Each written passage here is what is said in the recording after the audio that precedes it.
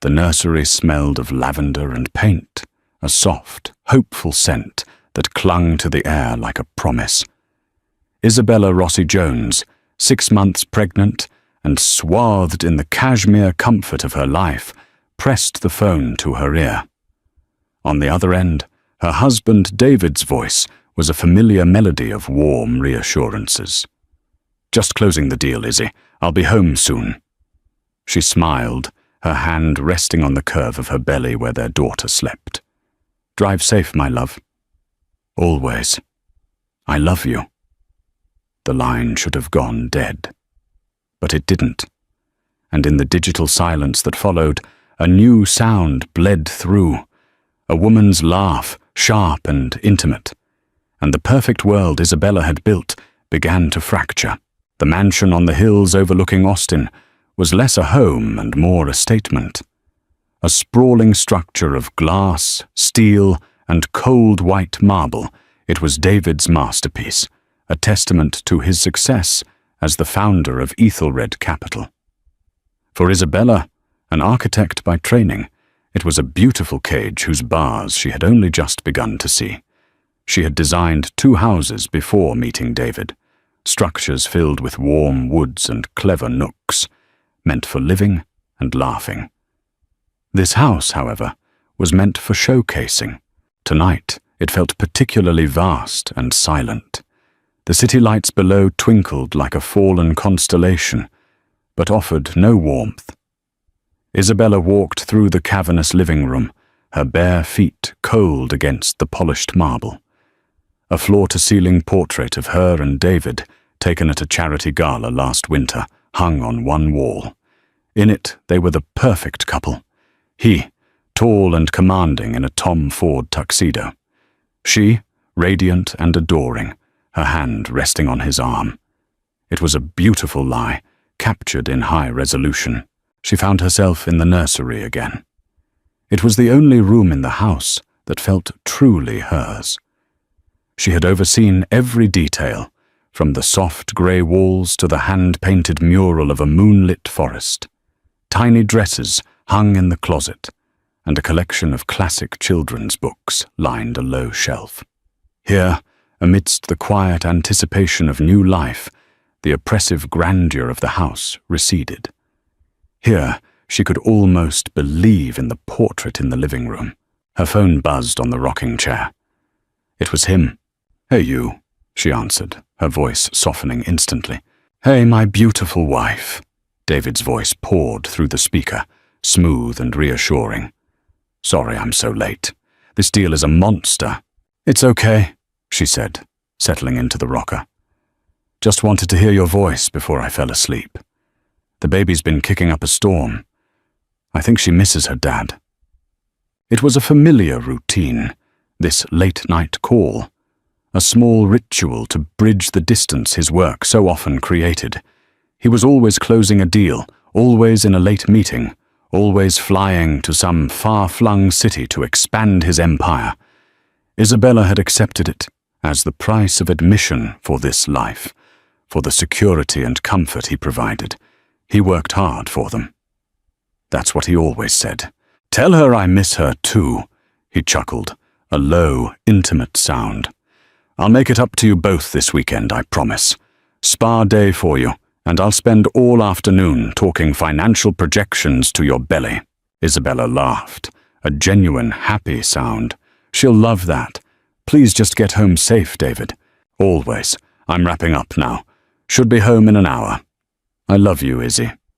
"I love you too," she whispered, her heart swelling with an affection that felt as real and solid as the child growing inside her. She heard a faint click, the sound he made when pressing the end call button on his phone's screen. She was about to set her own phone down when she realized the call timer was still running. A pocket dial, she figured. It happened sometimes. She smiled to herself, imagining him rushing out of his boardroom, phone carelessly shoved into his coat.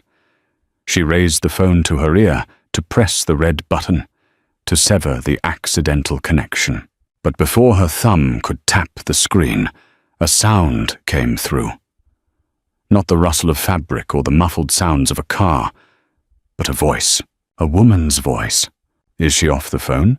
The voice was light, laced with an amusement that was both playful and cruel. It was a voice Isabella recognized, though she couldn't immediately place it. It was drowned out by a wave of cold confusion that washed over her. Then, David's voice. No longer the warm, loving tone he used for her, but something different. Relaxed, unguarded, and laced with the same chilling amusement. Yeah, she's off. Probably gone back to fluffing pillows in the nursery. A quiet giggle. Poor thing. She's so wrapped up in that baby. Isabella's breath hitched. Her hand, which had been resting on her stomach, froze.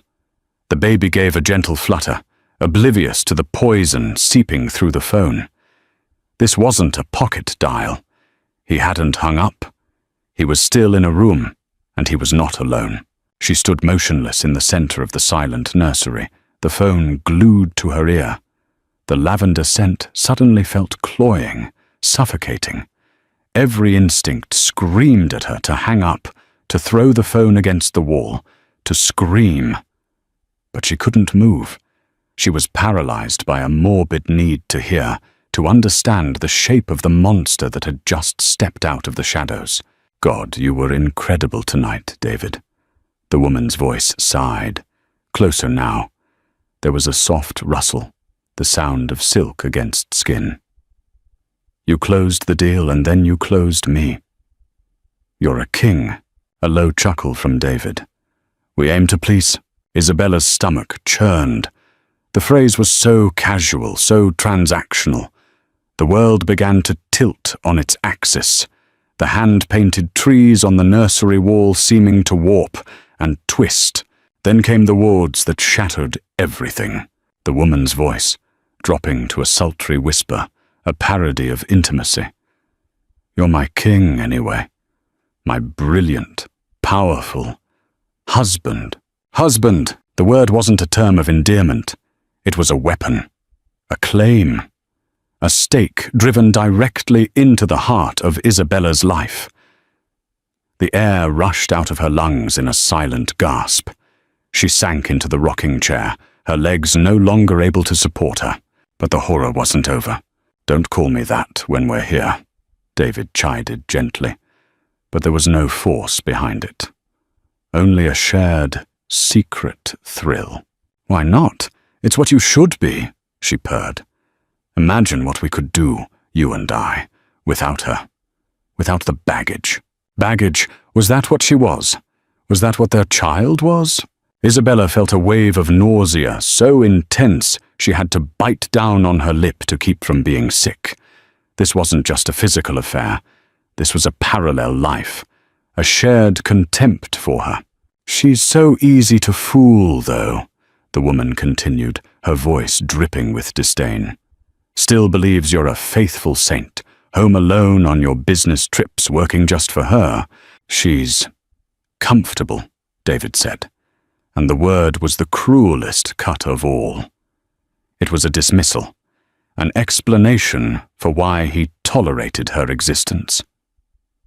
She's good for my image, the loving wife, the stable family man. It plays well with the board. Isabella felt a tear, hot and sharp, finally escape and trace a cold path down her cheek. She wasn't a wife. She was a prop, a piece of his portfolio. Her pregnancy wasn't a shared joy. It was a strategic asset. There were more sounds then. A kiss, a soft moan, whispered words too intimate for her to bear. She was an unwilling voyeur to the demolition of her own life. The man whose child was moving inside her, the man who had whispered, "I love you," less than 5 minutes ago, was in bed with another woman, dissecting her worth as if she were a quarterly report. Her thumb, shaking uncontrollably, finally found the red icon on the screen. The connection severed. The silence that rushed in to fill the void was absolute.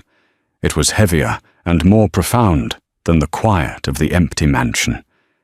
It was the silence of a future that had just been erased.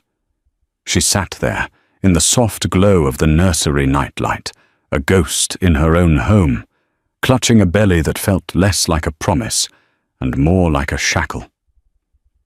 The rocking chair creaked gently, the only sound in a world that had just ended. The first instinct was to scream, to hurl the phone against the mural of the peaceful forest and watch it shatter into 1,000 pieces. The second was to call him back, to unleash a torrent of rage and pain, to force him to hear the sound of a heart breaking in real time. Isabella did neither. She remained in the rocking chair, her body rigid with a coldness that had nothing to do with the night air. The shock was so profound, so seismic, that it bypassed hysteria and settled deep in her bones as a strange and terrifying clarity. A storm of grief was raging inside her, but on the surface there was only ice. She stood up, her movements stiff and deliberate, and walked out of the nursery, closing the door softly behind her, as if the baby were already sleeping there. She went to David's home office, a sterile, intimidating space she rarely entered. It smelled of leather and his expensive, spicy cologne. His world.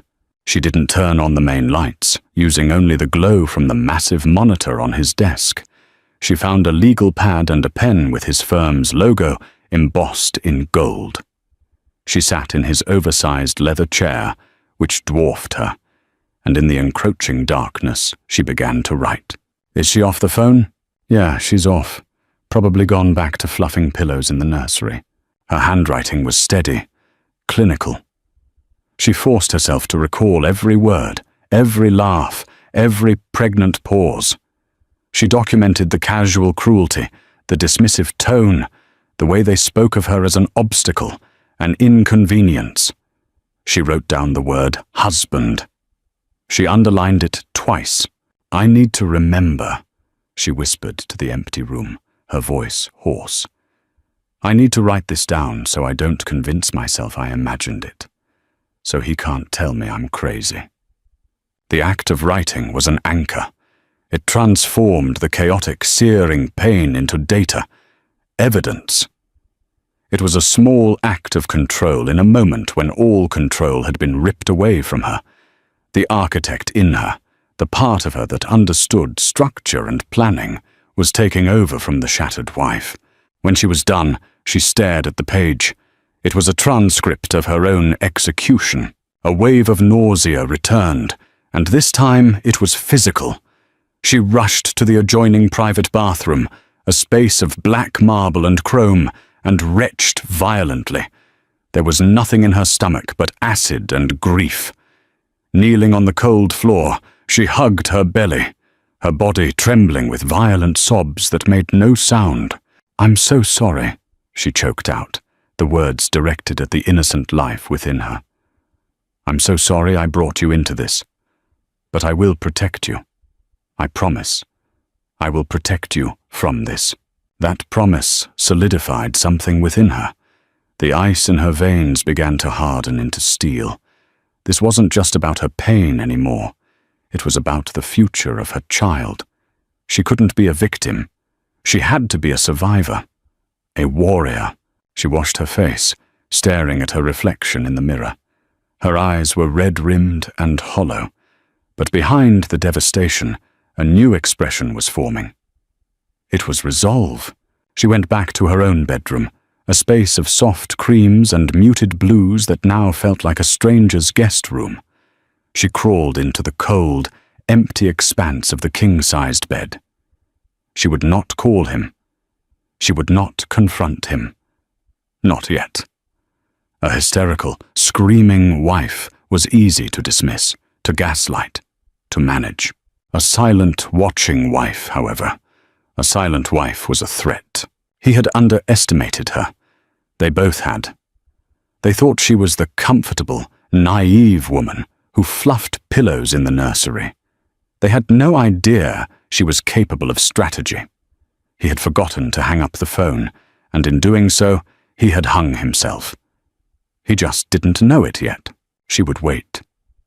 She would watch. She would gather every piece of his betrayal until she had an arsenal so vast and undeniable that he would have no ground to stand on. Silence would be her weapon. Observation would be her strategy. He was about to learn that the woman he had dismissed as a piece of his portfolio was about to become the force that would liquidate his entire world. She closed her eyes, not to sleep, but to plan. The storm was no longer inside her. It was gathering on the horizon, and she was directing its path. An hour later, the soft purr of David's Aston Martin gliding into the garage echoed through the house's intercom system. Isabella's heart hammered against her ribs, a frantic bird trapped in a cage of newfound steel. She took a deep, steadying breath, smoothed the covers of the bed, and closed her eyes, feigning sleep.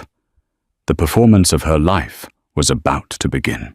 The bedroom door opened with a soft click. She heard the clink of his cufflinks on the valet stand, the rustle of his suit jacket, the soft thud of his expensive shoes on the hardwood floor. He moved with the quiet confidence of a man who believed he owned the world and everything in it. He padded over to her side of the bed. She could feel his presence, his shadow falling over her. She kept her breathing even, deep, the rhythm of a woman lost in peaceful dreams. He leaned down, and his lips, the same lips that had kissed another woman an hour ago, pressed gently against her forehead. The touch felt like a brand, a searing mark of his deceit. It took every ounce of her willpower not to flinch. "Sleep well, my love," he whispered, his voice a perfect imitation of devotion. The next morning, the charade continued. He was a master of the form. He brought her coffee in bed, just the way she liked it, and a small velvet box. "A little something for the most beautiful mother-to-be in the world," he said, his smile as bright and empty as the house. Inside was a diamond bracelet, a cascade of cold, brilliant stones, a guilt gift, a down payment on her continued ignorance. Her stomach turned, but she forced a smile that felt like cracking plaster. "David, it's beautiful," she said, her voice a flawless copy of her former self. "You didn't have to. Nothing's too good for my girls," he said, kissing her belly before fastening the bracelet around her wrist. It felt heavy, like a manacle. She wore it for the rest of the day. The true test came that weekend at the annual Austin Museum of Art Foundation Gala. It was the pinnacle of the city's social calendar, a place to see and be seen, a room full of power, money, and carefully constructed images. It was David's natural habitat. Isabella chose her dress with the precision of a general choosing armor. It was a deep emerald green silk gown that draped elegantly over her pregnancy, sophisticated and regal. She was not a wilting flower. She was a queen on her own chessboard. As they entered the grand hall, a symphony of polite applause and camera flashes erupted. David was in his element, shaking hands, clapping backs, his arm possessively around Isabella's waist. She was the perfect accessory, the pregnant, glowing wife that solidified his image as a stable, respectable titan of industry. She smiled until her cheeks ached, and then she saw her, standing by the main bar, holding a tablet and speaking into David's ear, was a young woman with sharp, intelligent eyes and a sleek black bob. She was wearing a chic, minimalist dress that was both professional and subtly alluring. It was Amelia Vance, David's executive assistant. As Amelia laughed at something David said, her head tilting back slightly, the sound cut through the din of the party and hit Isabella with the force of a physical blow. It was the same light, cruel laugh from the phone call. The world narrowed to the space between the three of them. David, oblivious. Amelia, confident and proprietary. And Isabella, watching, her heart turning to a block of ice. David led her over. Izzy, you know Amelia, of course. The woman who keeps my life from falling into chaos. Of course, Isabella said, her voice smooth as glass. She extended her hand, her eyes locking with Amelia's. It's lovely to see you again, Amelia. David is so lucky to have someone so dedicated. She put the slightest emphasis on the last word, a microscopic shift in tone that only she could feel.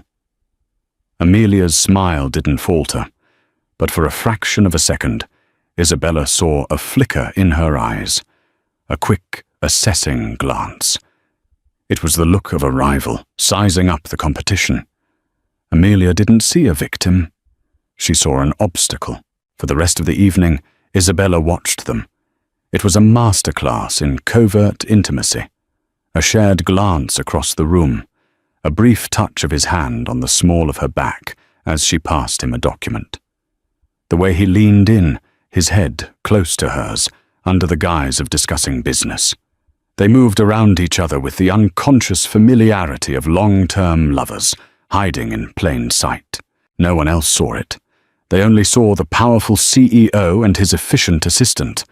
But Isabella saw everything, every stolen moment, every secret smile. It was no longer just a suspicion.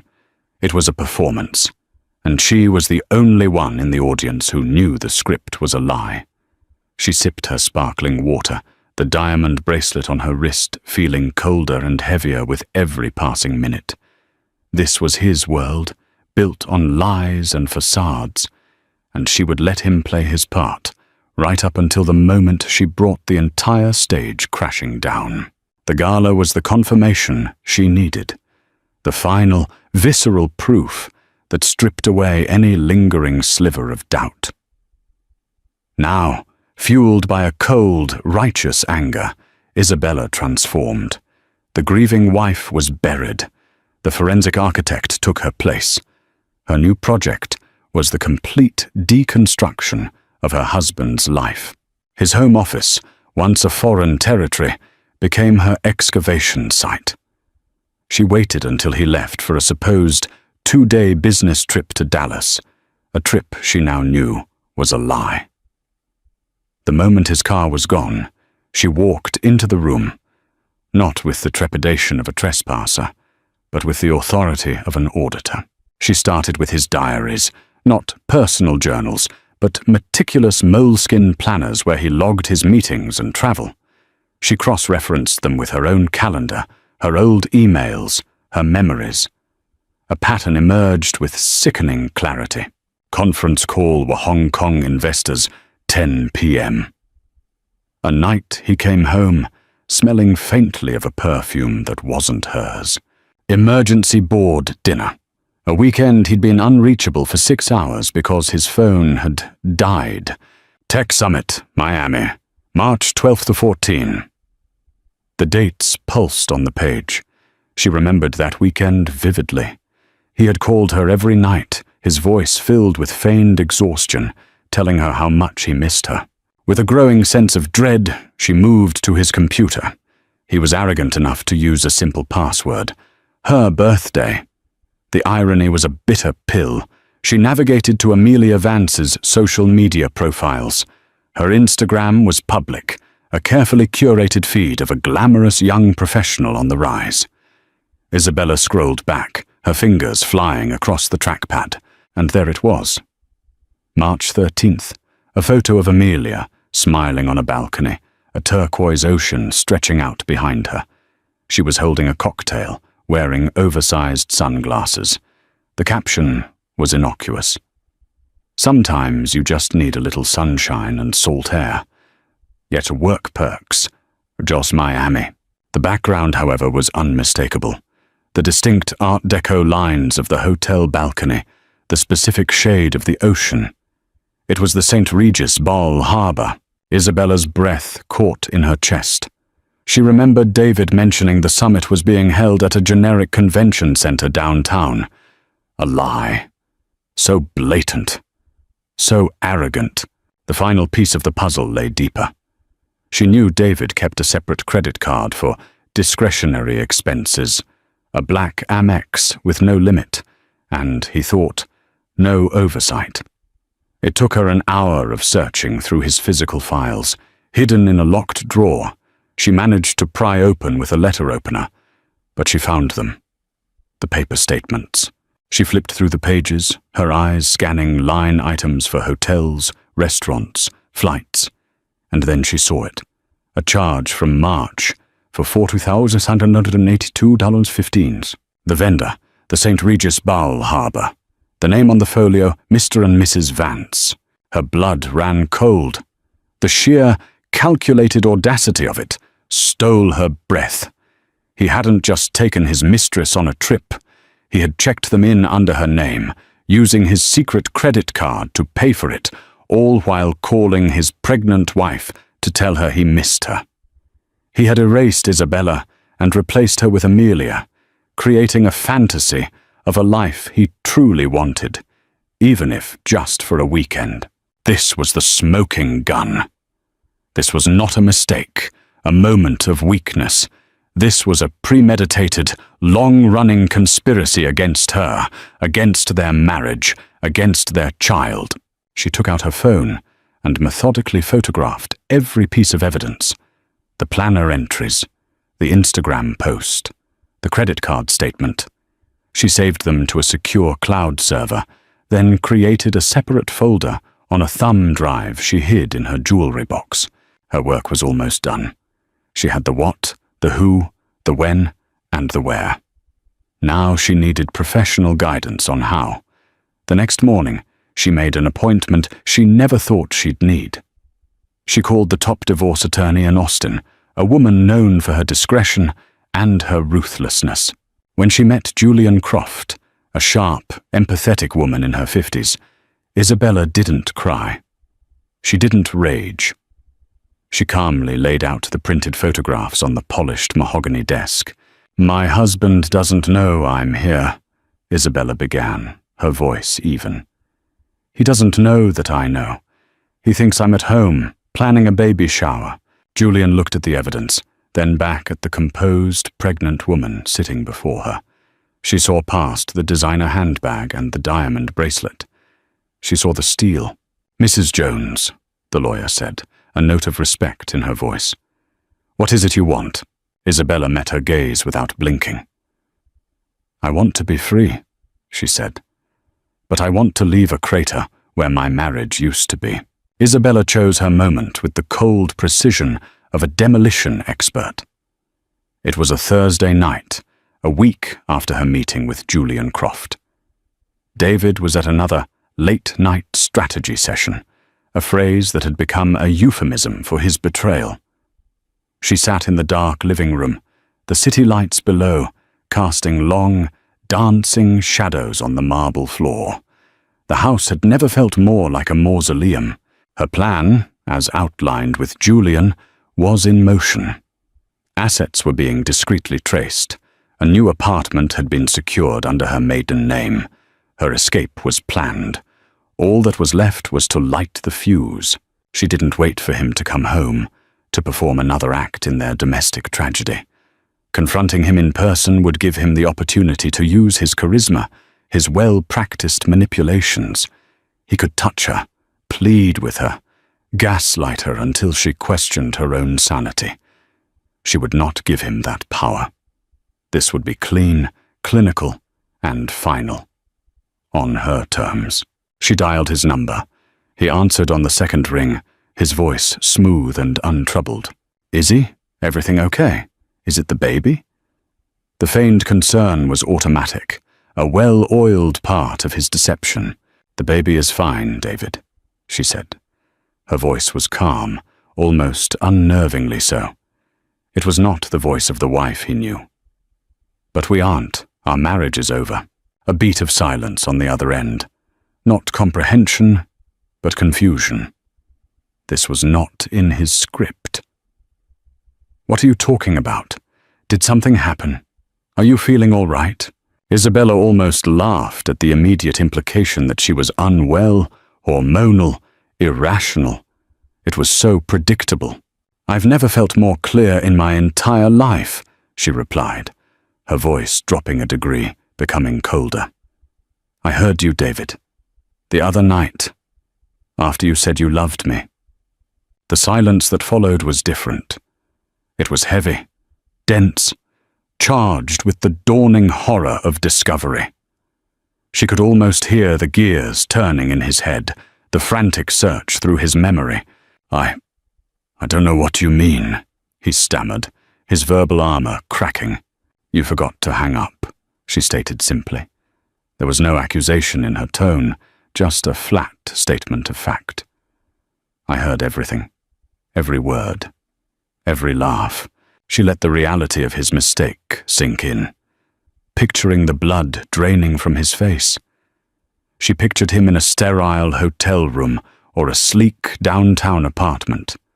Amelia at his side, both of them frozen in the act of being caught. "I heard Amelia call you husband," she continued, twisting the knife he had sharpened himself. "I heard you both laughing about how easy I was to deceive, laughing about me being at home, fluffing pillows in the nursery." "Izzy, no, listen to me," he started, his voice a jumble of panic and disbelief. "You must have misunderstood. It was a joke, a stupid, unprofessional joke." "We were drinking," she cut him off, her voice sharp and final. "Stop. Do not insult my intelligence by trying to lie your way out of this. I heard you. I know about Miami. I know you checked into the St. Regis as Mr. and Mrs. Vance.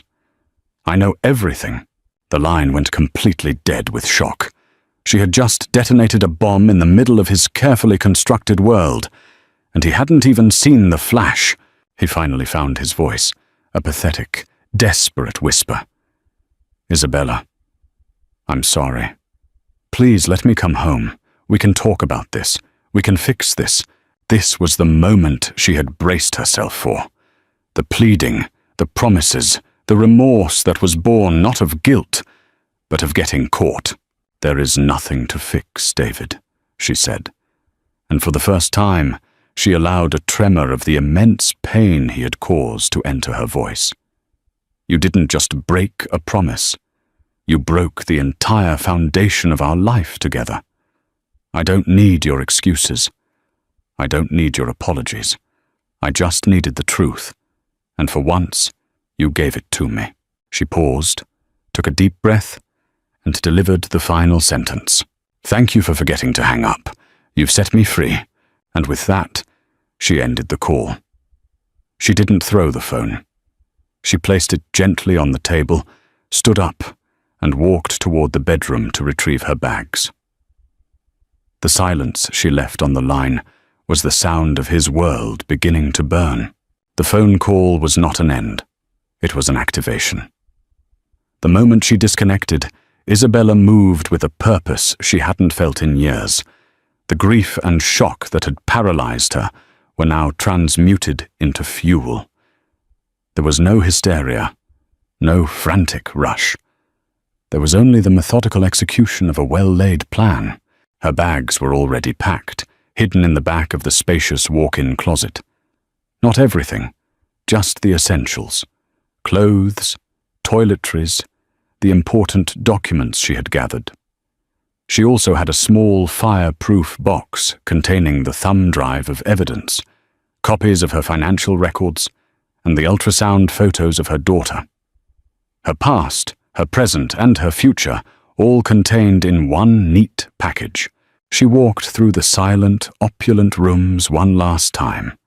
The house, once a symbol of her husband's success, now felt like a cold, elaborate stage set for a play that had abruptly ended. The portrait of them in the living room seemed to mock her, a monument to a colossal lie. She didn't feel sadness looking at it, only a profound sense of detachment, as if she were looking at two strangers. In the master bedroom, she went to her nightstand and opened the velvet-lined drawer. She took out a single sheet of heavy, cream-colored stationery, her personal stationery, bearing her maiden name, Isabella Rossi. She hadn't used it since she'd gotten married, Using it now was a reclamation. Her letter was brief, its brevity a statement in itself. It contained no anger, no recriminations, no pleas for understanding. An emotional tirade would give him something to react to, something to dismiss as the ramblings of a scorned woman. This was a corporate dissolution. David, by the time you read this, I will be gone. There is nothing left to say that wasn't already said by you when you thought I wasn't listening. There is nothing to discuss and nothing to salvage. My lawyer will be in contact with yours, Isabella. She didn't sign it with love or even with her married name. She signed the name she was born with, the name she would give to her daughter. She placed the letter on the center of his perfectly made pillow. Next to it, she laid 2 items. First, her wedding ring, a flawless 5-carat diamond that had once felt like the center of her universe. Now it looked like a piece of glass.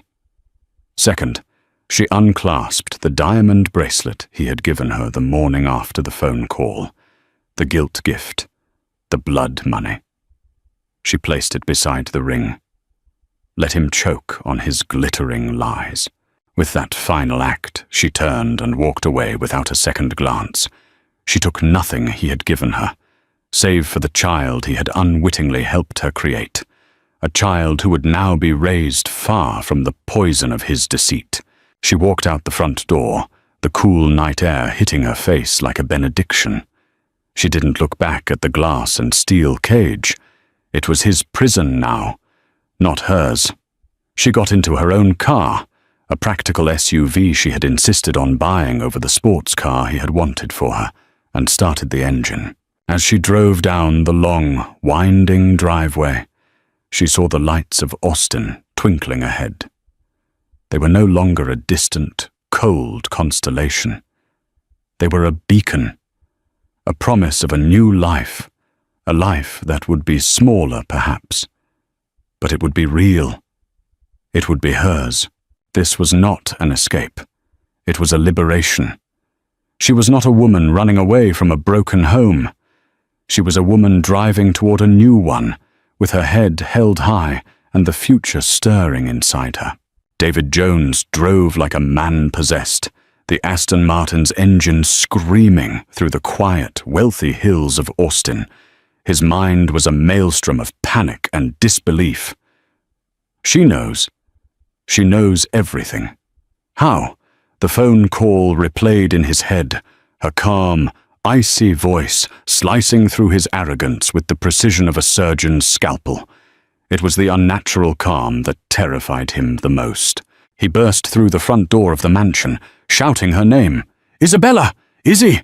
The only answer was the echo of his own voice, hollow and pathetic in the cavernous space. The house was deathly still. A profound and unnerving silence had taken root, a silence that felt heavier than mere emptiness. It felt like an absence. He took the marble stairs 2 at a time, his heart pounding with a fear he hadn't felt since his company was on the brink of collapse years ago. He stormed into their bedroom. The first thing he saw was the letter, a single cream-colored sheet resting on his pillow like a death certificate. Beside it, the diamond ring and the bracelet glittered under the recessed lighting. Twin accusations. His hands trembled as he read the note. The cold, formal words offered no purchase for argument, no opening for apology. It was a closed door. A sealed verdict.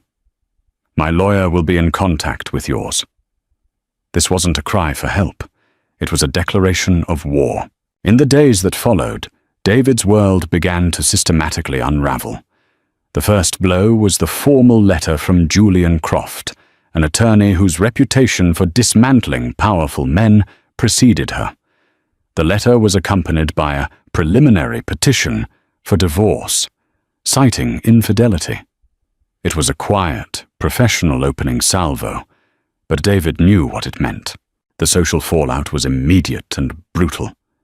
News in their rarefied circle traveled not like a ripple, but like a shock wave. Phone calls to friends, Powerful allies who had dined at his table and vacationed on his yacht were met with cool, clipped responses. His invitations were politely declined. He was suddenly persona non grata, the man who had committed the unforgivable sin in their world, not the infidelity itself, but the sloppiness of getting caught and creating a public scandal with a pregnant wife. Amelia Vance was the next casualty. Panicked by David's frantic, accusatory calls and unprepared for the icy glares she received at the office, she saw her future as a powerful partner evaporate. She was not David's queen. She was his liability.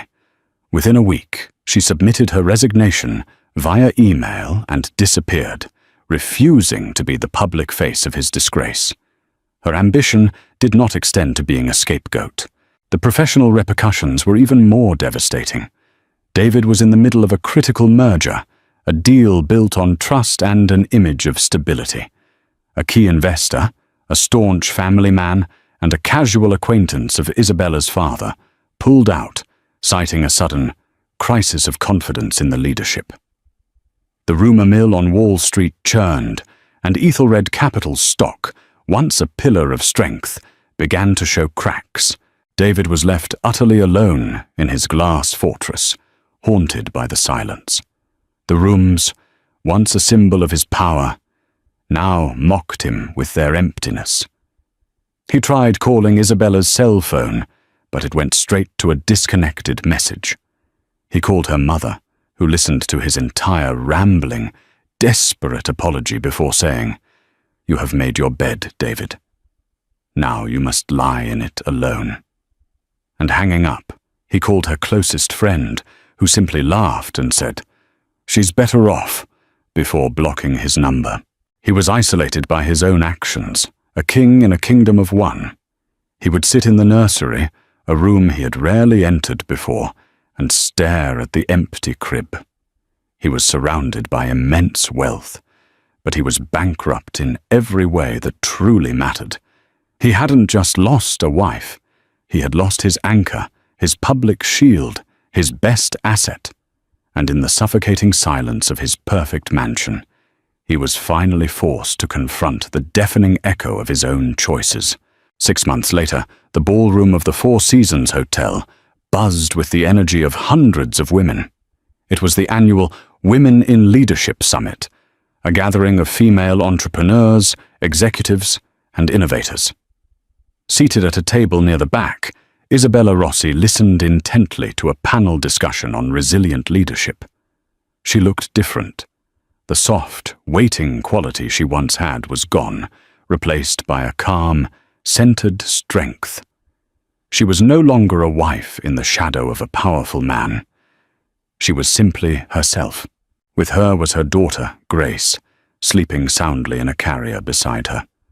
Grace was 3 months old, a beautiful, serene baby with Isabella's dark eyes and a full head of black hair. She was the center of Isabella's new world, the tangible proof that life could begin again from the rubble. During a breakout session on overcoming personal and professional adversity, the moderator encouraged attendees to share their stories. Hesitantly at first, then with growing confidence, Isabella stood up. "A little over half a year ago, my entire world was demolished by a single accidental phone call," she began, her voice clear and steady. The room quieted. "I learned that the life I was living was a lie, and that the person I trusted most saw me as an asset, and I was pregnant." She didn't share the sordid details. She didn't need to. She spoke about the power of silence, of strategy over screaming. She talked about turning the act of listening into the act of liberation. I realized that being the victim of a betrayal doesn't mean you have to adopt a victim's mindset, she concluded. Sometimes, the quietest exit makes the loudest statement. A wave of supportive applause washed over her as she sat down, a few women reaching out to touch her arm in solidarity. She hadn't shared her story for pity, but to close a chapter, to reframe her narrative from one of pain to one of power.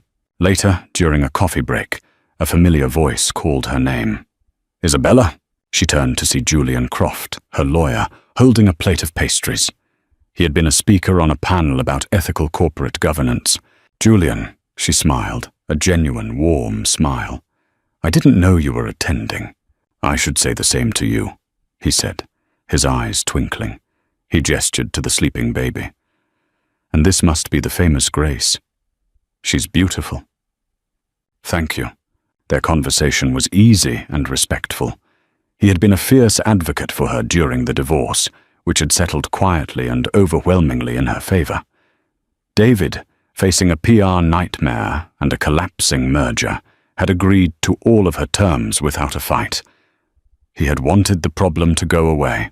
"I heard what you said in the breakout session," Julian said, his tone sincere. "It was incredibly powerful. You've rebuilt everything on your own terms." "I had good counsel," she replied with a small smile. Their conversation lingered, moving from law and business to architecture and the challenges of raising a strong daughter.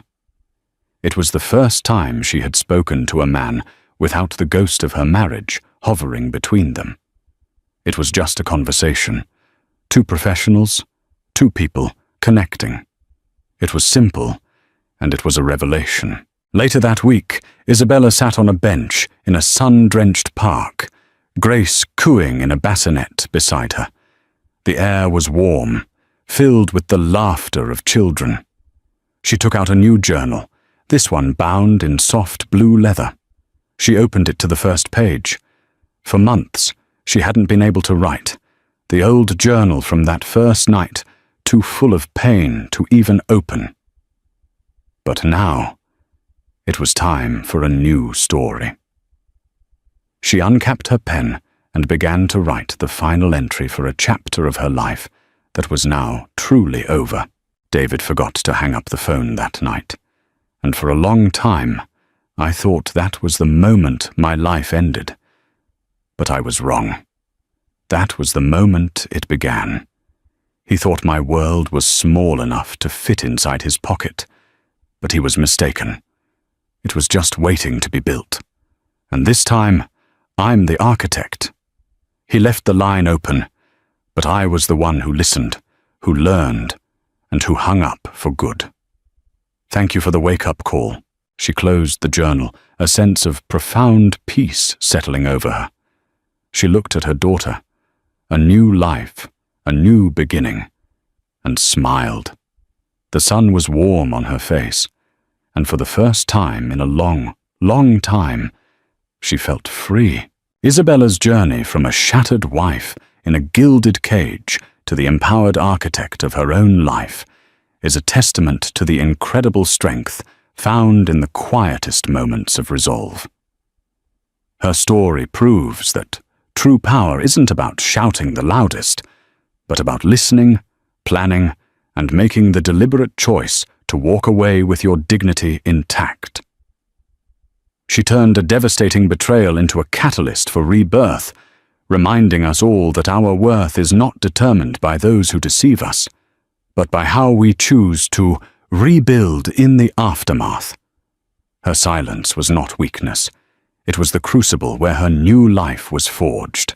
If Isabella's story of turning betrayal into triumph resonated with you, please hit the like button and share it with someone who needs to hear that they hold the blueprints to their own future. Don't forget to subscribe for more stories of survival and strength. What was the moment you knew she had won? Let us know in the comments below. The sound of expensive heels clicking against marble floors echoed through the grand foyer of the Blackwood estate. Victoria Blackwood adjusted her pearl necklace one final time before pushing open the heavy oak doors to her husband's study. The scent of aged whiskey and cigar smoke greeted her, along with the low rumble of masculine voices discussing business deals that would reshape entire industries. "Richard, we need to talk about the Henderson acquisition," Victoria announced, her voice cutting through the conversation with practiced authority. Richard Blackwood, her millionaire ex-husband-to-be, though she didn't know it yet, barely glanced up from his conversation with three potential investors. His dismissive wave was as casual as swatting away an annoying fly. "Not now, Victoria. The men are talking business." The words hit her like a physical blow. 23 years of marriage had taught Victoria to read the warning signs in Richard's behavior. The tight set of his jaw when he was frustrated, the way his manicured fingers drummed against his crystal whiskey glass when he was losing patience, the dismissive tone that had grown more frequent over the past 5 years. But tonight felt different. Tonight, the quarterly reports spread across his mahogany desk showed discrepancies that could cost them both millions. Tonight, Victoria had discovered financial irregularities that demanded immediate attention, regardless of Richard's precious investor meeting. "This affects both our portfolios. Richard, the Henderson deal could cost us everything if you don't listen to what I found." The room fell silent. Three sets of expensive suits turned to stare at her with varying degrees of annoyance and surprise. Richard's face flushed red above his perfectly knotted silk tie. "Damn it, Victoria, can't you see I'm in the middle of something important?" The physical push came without warning. Not hard enough to truly injure, but deliberate enough to send Victoria stumbling backward through the doorway into the marble hallway. Her designer heels scraped against the floor as she fought to maintain her balance. The study door slammed shut with a resounding bang that echoed through their sprawling Connecticut mansion, leaving her staring at the polished wood while masculine voices resumed their conversation behind it. Victoria stood in the hallway for a long moment, her reflection staring back at her from the antique mirror hanging opposite the study. 51 years old, impeccably dressed, perfectly coiffed, and completely invisible to the man she had spent more than 2 decades building an empire alongside. The woman in the mirror looked like someone who had everything money could buy. Designer clothes, professional makeup, jewelry worth more than most people's houses, but her eyes told a different story. They were the eyes of someone who had been slowly disappearing, piece by piece, decision by decision, until she barely recognized herself. 23 years, Richard," she whispered to the closed door. "And you just made your biggest mistake." Victoria walked slowly toward the grand staircase, her footsteps muffled by the Persian rugs that decorated their home. Each step felt like waking up from a dream she hadn't realized she was having. The push had been physical, yes, but it represented something much deeper. It was the culmination of years of being dismissed, ignored, and treated like an accessory to Richard's increasingly narcissistic abuse of power. In their bedroom, Victoria sat at her antique vanity and began removing her jewelry piece by piece. Each item had a story. The pearl necklace had been a wedding gift from her grandmother. The diamond bracelet was from their 10th anniversary. The emerald earrings were from the night Richard's company went public, making them both incredibly wealthy. But as she looked at these symbols of their shared success, Victoria realized something that would change everything. She had brought more than love to their marriage. She had brought capital, connections, and business acumen that had been instrumental in building the Blackwood Empire. Yet somewhere along the way, her contributions had been forgotten, minimized, and ultimately dismissed entirely. The realization didn't come as a shock. It came as a quiet, cold certainty that settled in her chest like winter morning air. Richard had just shown her exactly what he thought of their partnership, their marriage, and her worth as both a business partner and a human being. Victoria opened the antique jewelry box that had belonged to her mother and pulled out a small key she hadn't used in years. It was the key to their private safe, where the most important documents of their marriage and business partnership were stored. Documents that Richard assumed were safely locked away from prying eyes. Documents that might reveal just how much power Victoria actually possessed. As she prepared for bed, Victoria's mind was already working through possibilities. Richard thought he held all the cards in their relationship. He controlled the day-to-day operations of their business. He made the major financial decisions. He networked with investors and politicians who could make or break their empire. But Victoria knew something Richard had forgotten in his arrogance. She knew exactly how their partnership had been structured in those early days when Richard was desperate for capital and connections. She knew who had really funded the initial expansion that turned a small tech startup into a multi-million-dollar corporation. And most importantly, she knew that some mistakes could not be undone once they were made. Richard's physical push had been more than an act of disrespect. It had been a declaration of war.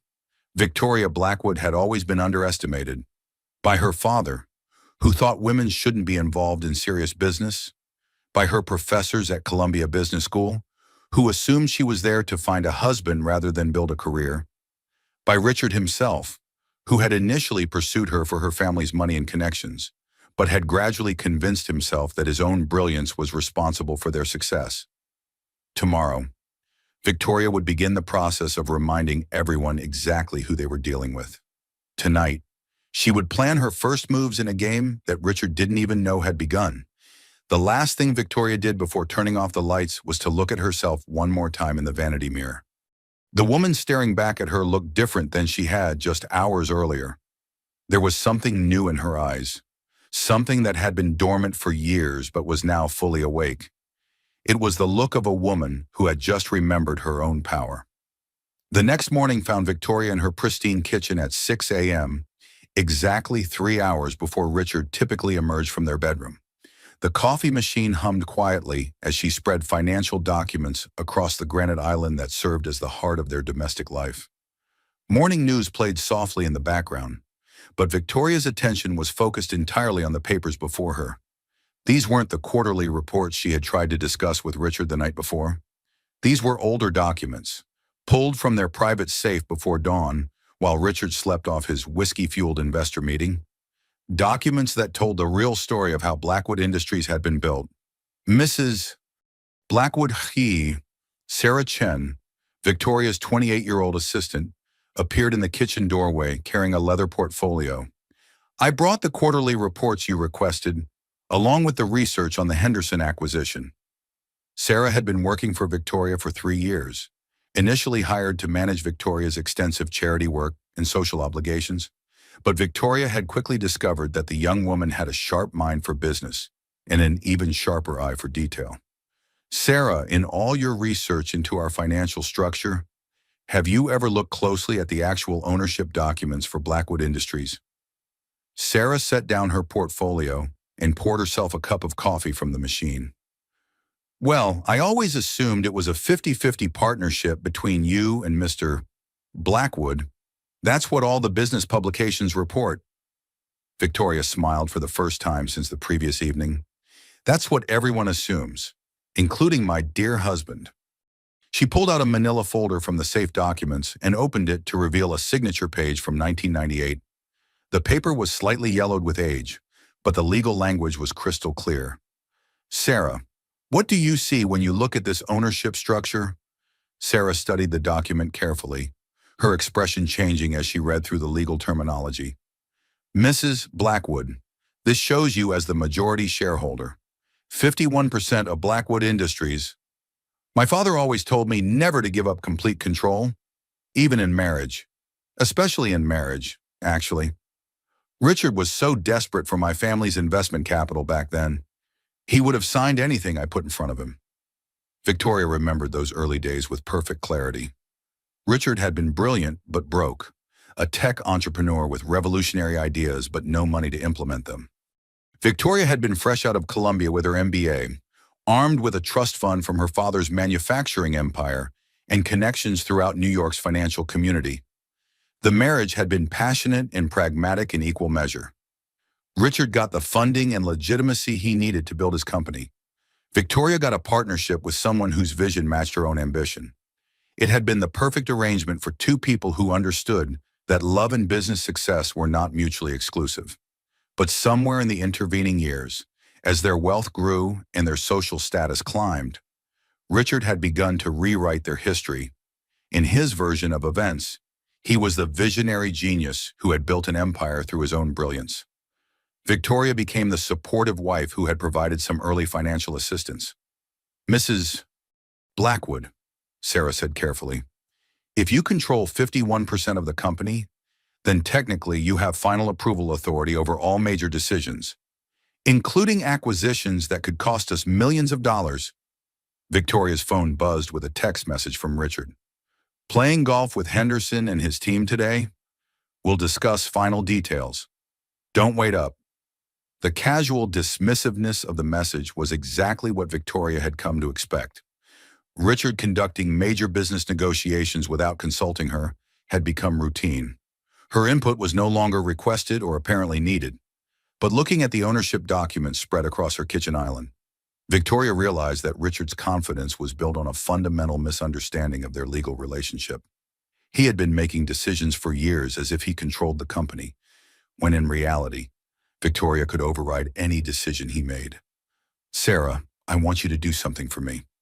Very quietly, I want you to research the Henderson acquisition from a different angle. Instead of looking at why it might be profitable, I want you to look at what could go wrong. What kind of problems should I look for? Everything. Environmental issues, labor disputes, regulatory problems, hidden debts. If this deal has any skeletons in its closet, I want to know about them before Richard signs anything. As Sarah left to begin her research, Victoria found herself thinking about the moment when she had first fallen in love with Richard Blackwood. It had been at a tech conference in Silicon Valley. She was there representing her father's investment firm, looking for emerging companies that might be worth backing. Richard had been presenting his vision for what would eventually become their flagship software platform. He had been magnetic on stage, confident without being arrogant, visionary without being unrealistic. After his presentation, Victoria had approached him with what she thought was a straightforward business proposition. Her family's money in exchange for a significant ownership stake in his company. Richard had been intrigued by more than just her investment offer. Their first dinner meeting had lasted until 3 a.m. as they discussed business strategy, technology trends, and their shared belief that the internet would fundamentally change how people worked and lived. 6 months later, they were married. 12 months after that, Blackwood Industries was incorporated with Victoria as the majority shareholder and Richard as the chief executive officer. It had been the perfect partnership between vision and capital, ambition and pragmatism. But successful partnerships require mutual respect and ongoing communication. And respect, Victoria was learning, was something that could erode so gradually that you didn't notice it was gone until someone pushed you out of your own business meeting. The irony was not lost on her. Richard thought he was protecting his empire from outside threats, conducting secretive negotiations to maintain his competitive advantage. He had no idea that the biggest threat to his control was sitting in their kitchen, drinking coffee and reviewing documents that proved she had never given up the power to stop him. Victoria's internal monologue began to shift into something she hadn't felt in years. How many women have felt invisible in their own homes? She wondered. How many of us have been pushed aside, literally or figuratively, while the men in our lives make decisions about our future? How many of us have forgotten that we once had power, only to rediscover it in moments of crisis? The awakening was not dramatic. It was quiet and methodical, like dawn breaking over the Connecticut hills outside their kitchen windows. But it was irreversible. Victoria Blackwood was remembering who she had been before she became Richard's wife. She was remembering the woman who had negotiated million-dollar deals before her 25th birthday. That woman was about to make her return. Victoria met her longtime friend Margaret Chen at Le Bernardin 3 days later, settling into their usual corner table where Manhattan's elite conducted their most sensitive conversations. The restaurant's discreet atmosphere and exceptional service made it perfect for discussions that required both privacy and legitimacy. Margaret had been Victoria's classmate at Columbia Business School, one of the few women in their MBA program who had gone on to build a powerhouse career in mergers and acquisitions. Over the past 30 years, she had orchestrated some of the decade's most complex corporate takeovers, earning a reputation for finding opportunities that others missed and executing deals that others considered impossible. "Victoria, darling, you look like a woman with a plan," Margaret said as she settled into her chair, her designer suit impeccable despite having flown in from Hong Kong that morning. Should I be worried for Richard? Margaret, you've been handling high-stakes divorces and business separations for 3 decades. If someone wanted to quietly investigate their spouse's business dealings, hypothetically speaking, where would they start? Margaret's laugh was knowing and slightly predatory. Hypothetically, I would start with the accounting firm. Forensic accountants can find money trails that would make bloodhounds jealous. They specialize in discovering assets that people think they've hidden successfully. Victoria had known this conversation was necessary, but she had not expected it to feel so liberating. For the first time in years, she was discussing business strategy with someone who treated her as an equal rather than an accessory. But before we get to forensic accounting, Margaret continued, you need to understand that investigating a spouse's business activities is not just about finding hidden assets. It's about understanding the full scope of their financial exposure, what debts they might have hidden, what legal liabilities they might be carrying, what regulatory problems they might be facing. The waiter appeared to take their lunch order, providing a natural pause in their conversation. Victoria ordered the sea bass, exactly what she always ordered at Le Bernardin. But today, even familiar routines felt different. Today, she was not here as Richard Blackwood's wife making social conversation. She was here as a business owner protecting her interests. Margaret, there are rumors about Richard's recent expansion into overseas markets. Word is he's been moving money through shell companies to minimize tax exposure. Shell companies? Victoria tried to keep her voice casual, but Margaret's expression told her that her friend had picked up on the underlying concern. Paper businesses that exist primarily to move money between jurisdictions. They can be completely legal if properly structured and documented, but they can also be used to hide assets from tax authorities, creditors, or divorce settlements. Victoria felt something cold settle in her stomach. And if someone were to expose improperly structured shell companies to the appropriate authorities, well, hypothetically, it could trigger investigations that might freeze assets pending resolution. Depending on what investigators found, it could result in criminal charges for tax evasion, money laundering, or fraud. Margaret set down her wine glass and leaned forward slightly. Victoria, I've known you for over 20 years. We've been through business school together, celebrated each other's successes, and supported each other through every major life transition. So I'm going to ask you directly, are you planning to divorce Richard? The question hung in the air between them like an undetonated bomb. Victoria had been thinking about divorce for months, but she had not yet said the word out loud to anyone, including herself. I'm planning to protect myself, Victoria said finally. Richard has been making increasingly risky business decisions without consulting me. Last night, he physically pushed me out of a business meeting in our own home. I need to understand exactly what I might be liable for if his risk-taking goes wrong. And if you discover that he's been hiding assets or engaging in questionable financial practices, then I need to decide whether I want to be married to someone who could potentially face federal charges. Margaret nodded slowly. Victoria, I'm going to give you the name of someone who specializes in exactly this type of situation.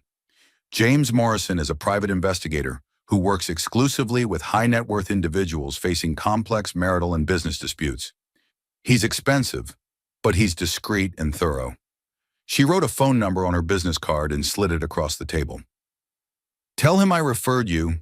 He'll understand exactly what kind of investigation you need. As they finished their lunch, Margaret shared stories about other women who had faced similar situations. Wives who had discovered that their husband's business success was built on increasingly fragile foundations.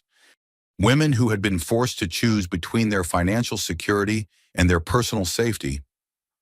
The most important thing to remember, Margaret said as they prepared to leave, is that knowledge is power.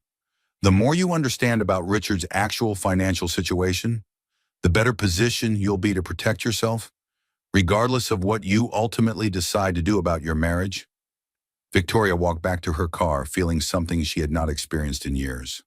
For the first time since Richard had pushed her out of his study, she felt like she was taking action rather than simply reacting to his behavior.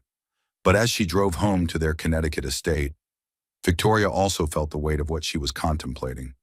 Investigating your own husband's business practices was not something you could undo.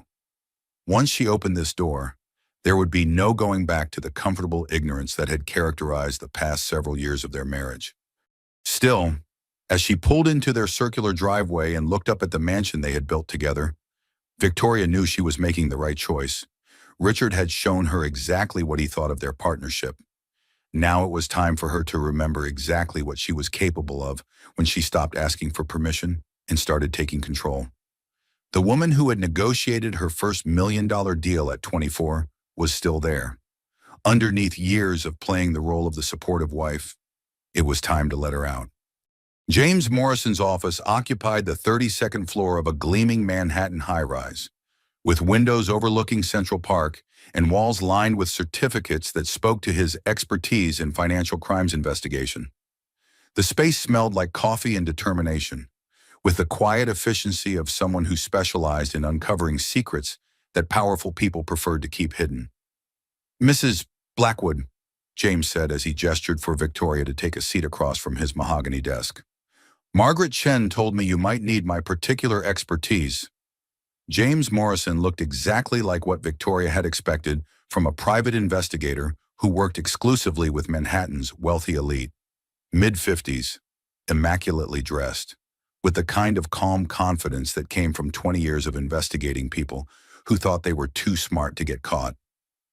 "Mr. Morrison, I need to understand the full scope of my husband's business activities, particularly his recent expansion into international markets. Mrs. Blackwood, before we begin, I want you to understand exactly what this type of investigation entails. I don't just look at bank statements and business filings. I trace money through complex networks of shell companies, offshore accounts, and international transactions. Sometimes what I find can be problematic." Victoria had spent the 3 days since her lunch with Margaret preparing herself mentally for this conversation. She had reviewed every financial document she could access legally, spoken with their family attorney about hypothetical scenarios, and researched the potential consequences of various types of financial irregularities. "I understand the risks. Mr. Morrison, I need to know what those risks actually are." James opened a leather portfolio and began spreading documents across his desk. "I've already done some preliminary research based on publicly available information about Blackwood Industries. What I've found is going to surprise you." Victoria felt her heart rate increase slightly, but she kept her voice steady. "I'm listening." "Your husband has been moving money through 7 different offshore accounts over the past 18 months. Luxembourg, Cayman Islands, British Virgin Islands, and several others. But here's the interesting part. He's been doing it under both your names." The room seemed to tilt slightly as Victoria processed this information. "Both our names, Mrs. Blackwood, according to the banking records I've been able to access, you have been listed as a co-signatory on international transfer documents for the past 5 years. Documents that show your electronic signature authorizing transfers of significant amounts of money to offshore accounts." Victoria's mouth went dry. "Mr. Morrison, I have never signed any international transfer documents. I don't even know the account numbers for our offshore holdings." "That's what I was afraid you might say." James pulled out a manila folder containing photocopies of banking documents. Each page showed Victoria's signature, apparently authorizing transfers of hundreds of thousands of dollars to accounts she had never heard of. "Mrs. Blackwood, if these signatures are forged and based on your reaction, I believe they are then your husband has been committing federal crimes that could implicate you as either a co-conspirator or a victim." Victoria studied the documents, recognizing her signature style, but knowing with absolute certainty that she had never seen these papers before. The implications were staggering. "How much money are we talking about?" "Current estimate based on the transfers I've been able to trace. Approximately $57 million moved without your knowledge or consent." The number hit Victoria like a physical blow. $57 million represented a significant portion of their joint net worth. Money that Richard had been moving systematically while maintaining the pretense of consulting her on major financial decisions. "There's more, Mrs. Blackwood. The Henderson acquisition that your husband is currently pursuing, He's planning to fund it primarily with money from these offshore accounts. Money that has been moved through questionable channels using forged authorization documents. Victoria's phone buzzed with an incoming call. Richard's name appeared on the screen. Mr. Morrison, would it be possible to record this conversation? In New York, only one party needs to consent to recording. If you answer that call, you can legally record whatever your husband says to you. Victoria activated her phone's recording feature and answered the call. Hello, Richard. Victoria, I need you to sign some transfer documents when I get home tonight. Just routine paperwork to finalize the Henderson funding structure. Victoria looked directly at James Morrison as she responded. What kind of transfers? Richard, nothing you need to worry about, sweetheart. International currency hedging, tax optimization strategies, technical stuff that would bore you. Just trust me. The casual condescension in Richard's voice was infuriating, but Victoria kept her tone neutral. I'll take a look at the documents when you get home. You don't need to read through all the details. Just sign where I've marked the signature lines. We need to move quickly on this. After Richard hung up, Victoria sat in James Morrison's office trying to process the magnitude of what she had discovered. Her husband had been systematically stealing from their joint assets, while simultaneously setting her up to take legal responsibility for his crimes. Mrs. Blackwood, based on what I've found so far, you have two choices. You can confront your husband directly and hope he voluntarily corrects the situation, or you can work with federal authorities to document the full scope of his activities before he has a chance to hide additional evidence. Victoria thought about the woman she had been 25 years ago. That woman would not have hesitated. She would have gathered every piece of evidence, consulted with the best attorneys, and methodically built a case that would protect her interests while holding Richard accountable for his actions. Mr. Morrison, I want you to document everything. Every forged signature, every questionable transfer, every piece of evidence that shows Richard has been operating without my knowledge or consent. And I want you to do it quickly, before he realizes what I've discovered. That's going to require working with federal investigators. The kind of documentation we need to prove forgery and unauthorized transfers requires forensic analysis that only law enforcement agencies can provide. Victoria felt the same cold certainty she had experienced the night Richard pushed her out of his study. Some decisions could not be unmade once they were implemented, but some situations required decisive action, regardless of the personal cost. Do whatever is necessary, Mr. Morrison. Richard has made his choice about how he wants to treat our partnership. Now I'm making mine. As Victoria left James Morrison's office, she realized that she had just crossed a line that would fundamentally change her life. She was no longer just investigating her husband's business practices. She was building a case that could potentially send him to federal prison.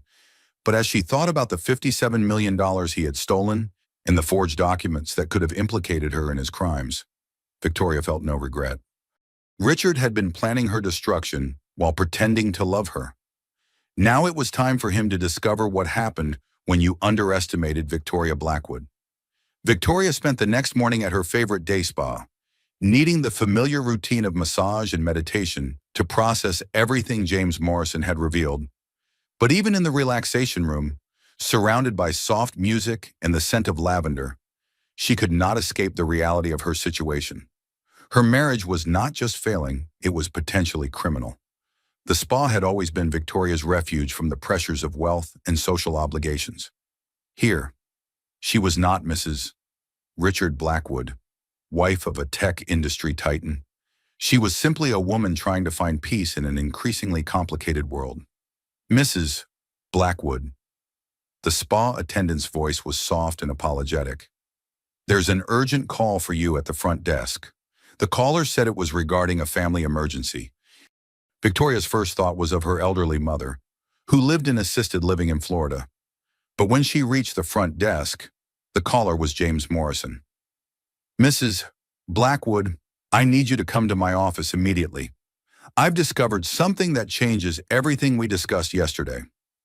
What kind of something? The kind that requires immediate action. I can't discuss it over the phone.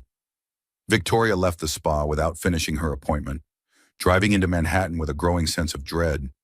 James Morrison's voice had carried an urgency that suggested her situation was even worse than she had imagined. When she arrived at his office, James was waiting with a woman Victoria didn't recognize. Tall, blonde, and expensively dressed. She looked like she belonged in Richard's social circle. "Mrs. Blackwood, this is Amanda Richardson.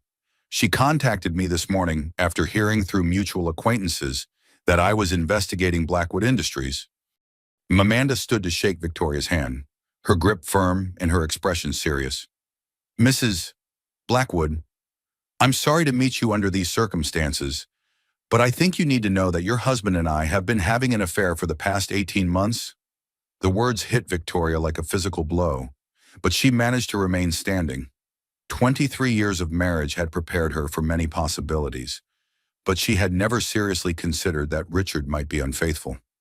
"I ended the relationship 6 weeks ago when I discovered that Richard had been using our connection to access my family's banking information.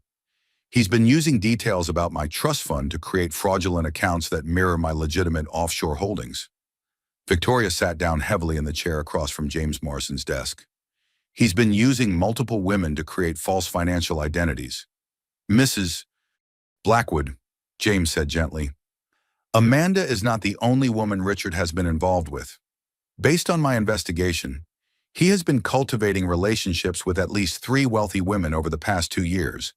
Women whose personal financial information he has been using to create an increasingly complex network of fraudulent accounts."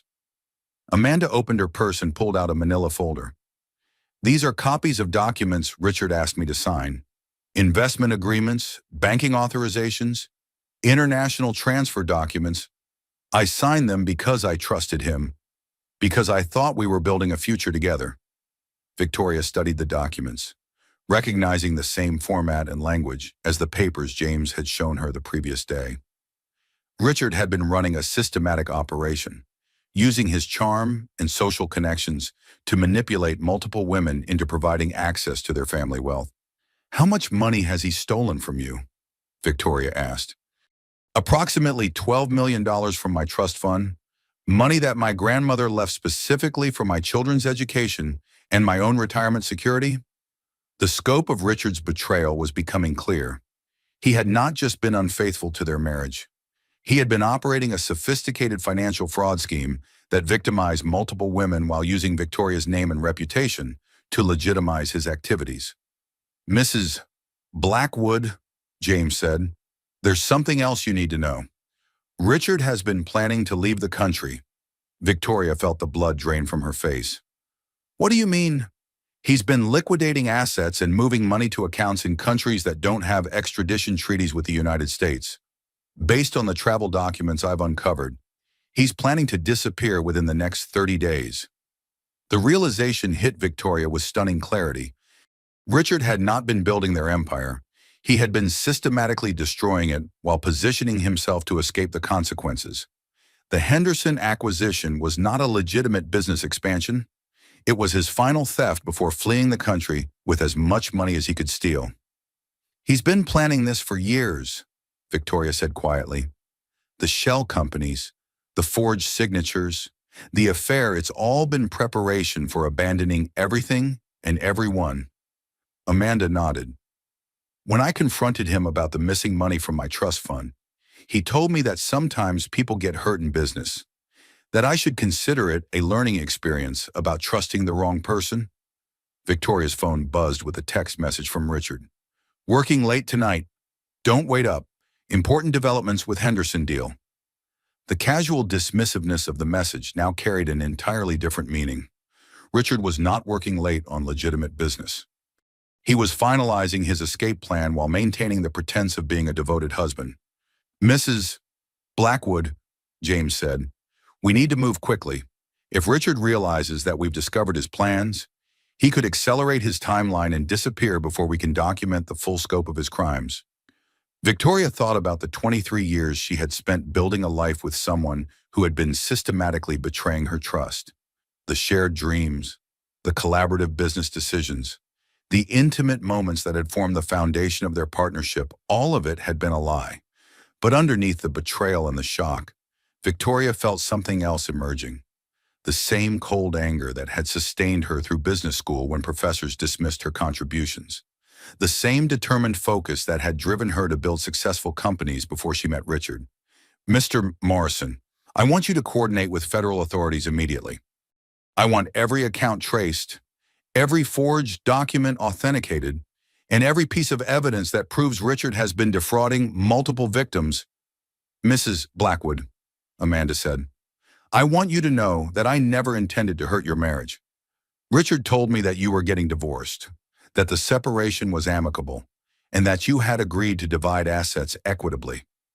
Victoria looked at the younger woman with something approaching sympathy. Amanda had been a victim of Richard's manipulation just as surely as Victoria had been. Amanda, neither of us is responsible for Richard's choices, but both of us are responsible for making sure he faces the consequences of those choices. As Victoria drove home to Connecticut that evening, she realized that her midlife transformation had accelerated beyond anything she could have imagined. 3 days ago, she had been a wealthy wife dealing with a dismissive husband. Now she was the primary witness in a federal investigation that would likely result in criminal charges against her millionaire ex-husband. The irony was not lost on her. Richard thought he was clever enough to steal millions of dollars and disappear before anyone discovered his crimes.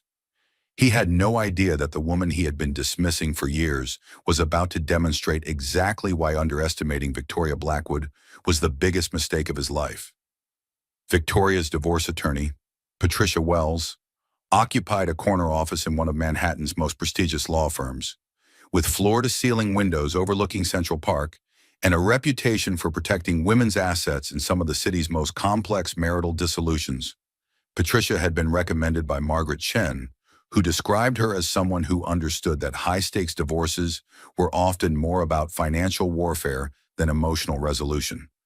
Victoria, what you've discovered is not just grounds for divorce, it's grounds for federal prosecution, Patricia said as she reviewed the documents that James Morrison had compiled. Your husband has been operating a sophisticated fraud scheme that victimizes multiple women while using your name and business reputation to legitimize his activities. Victoria sat across from Patricia's mahogany conference table, watching the attorney organize evidence with the precision of a military strategist. Bank statements, forged documents, recorded conversations, and witness statements from Amanda Richardson created a paper trail that painted a damning picture of Richard's criminal activities.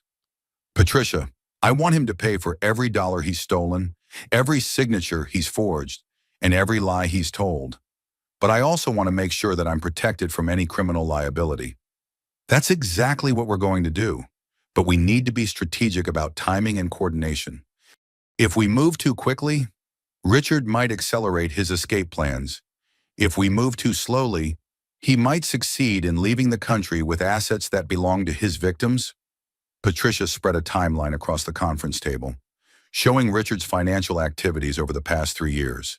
The pattern was clear systematic theft disguised as legitimate business expansion, with each fraudulent transaction becoming larger and more brazen. The first thing we need to do is work with federal authorities to freeze the offshore accounts.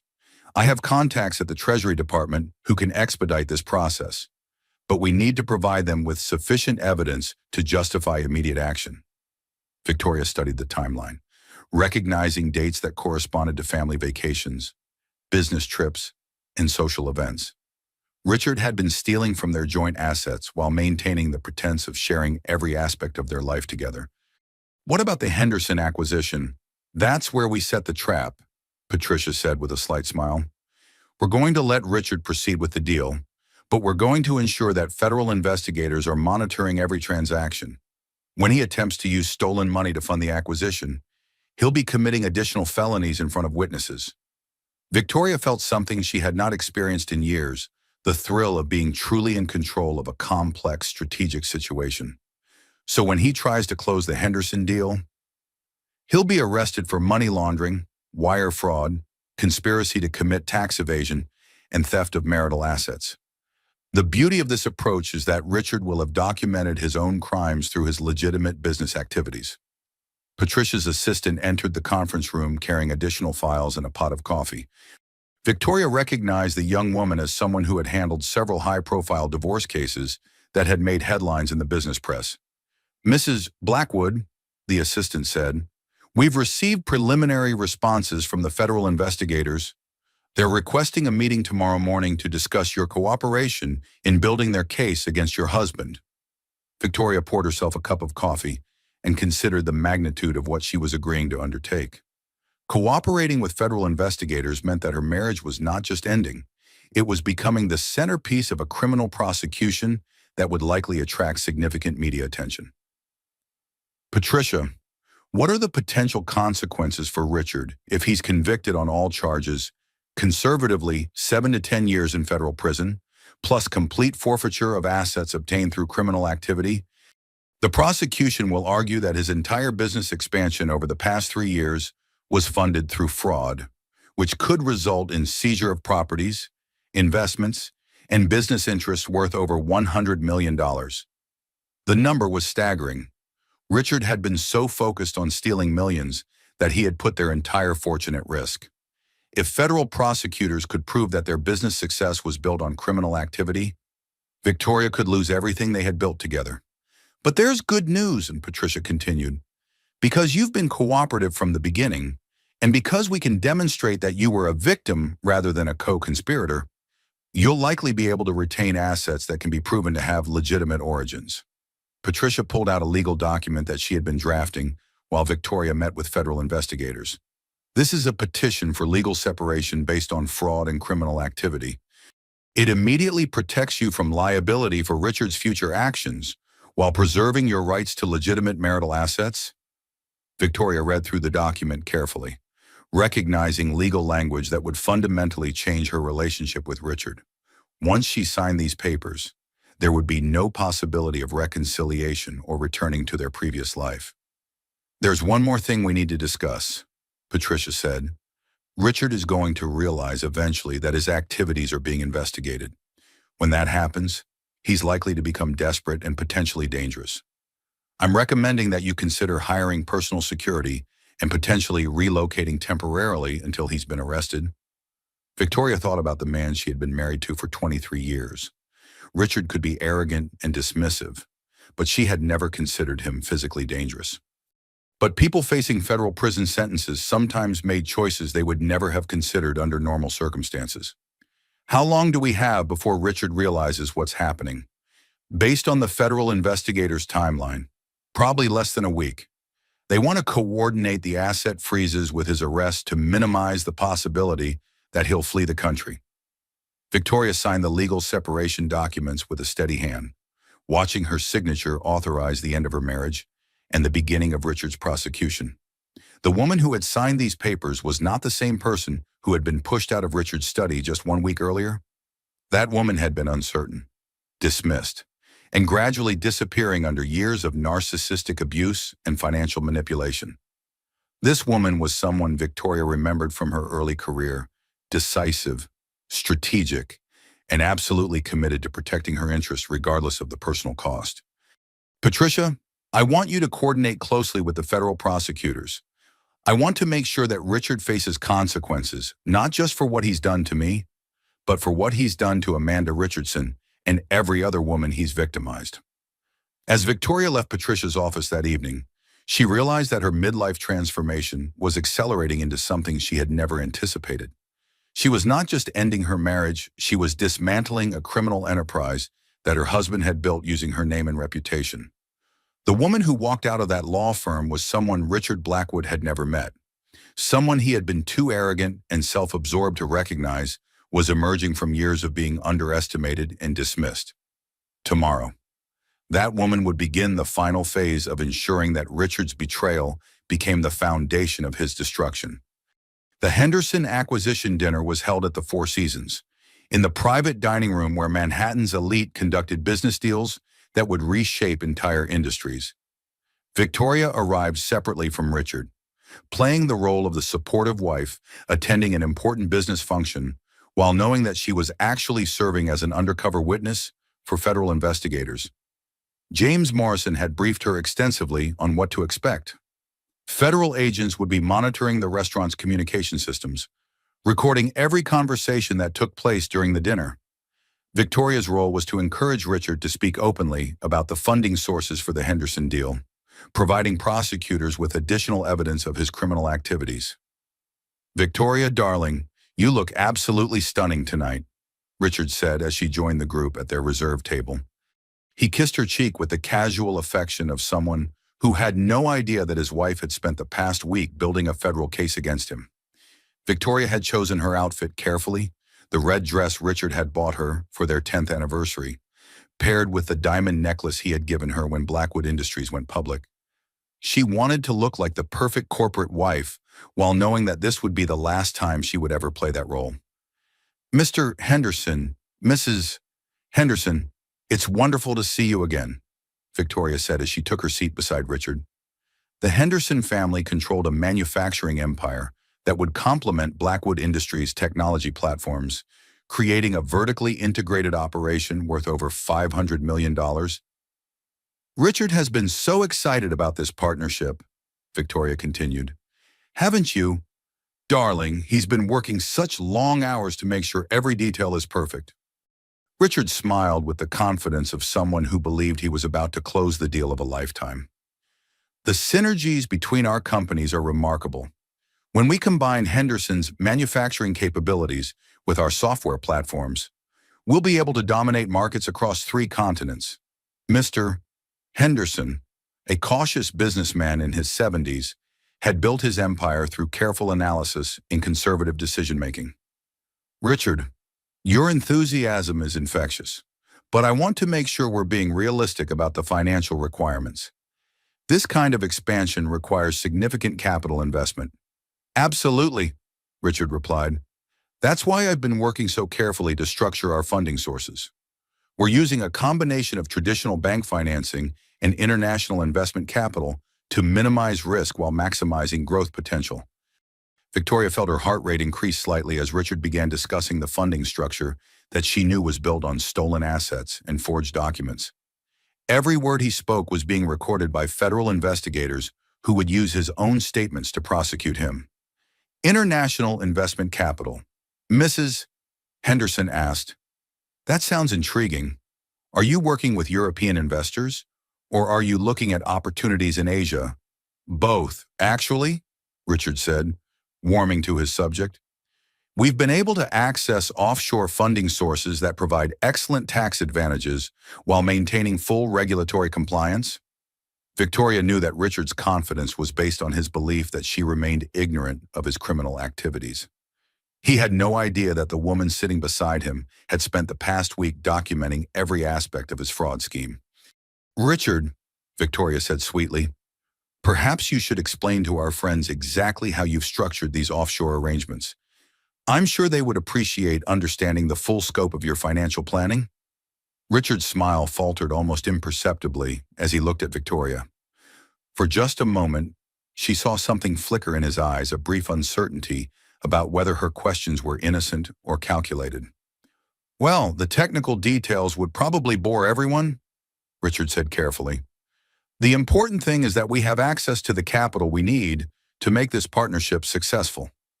Mr. Henderson set down his wine glass and leaned forward slightly. "Richard, I appreciate your confidence, but Henderson Industries has been successful for 50 years because we insist on transparency in all our business relationships. If we're going to merge our operations, I need to understand exactly where your funding originates."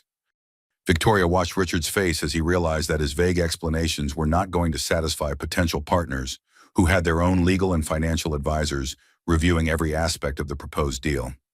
"Of course," Richard said, his voice carrying a slight edge of stress. "The funding comes from a diversified portfolio of international investments, properly managed through our offshore growth strategy to optimize tax efficiency while maintaining full compliance with all applicable regulations." "Offshore growth strategy?" Victoria asked, her voice carrying the same sweet tone she had used throughout their marriage when asking about business decisions. "Could you be more specific about which jurisdictions you're using?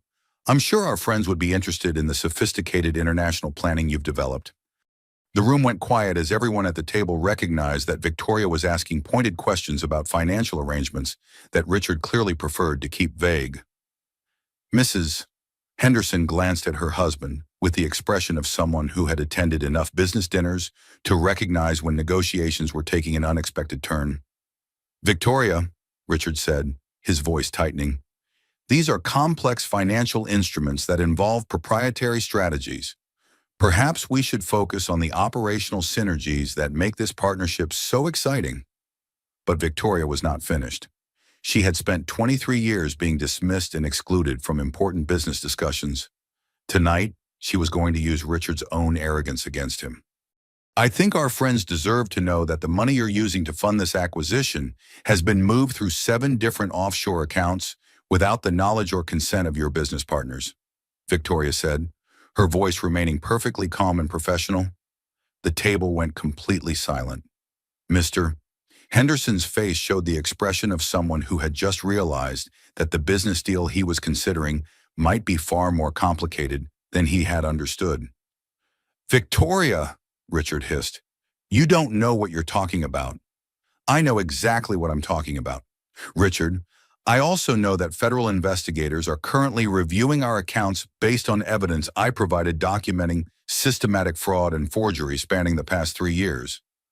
Richard's face went white as he realized that Victoria was not asking innocent questions.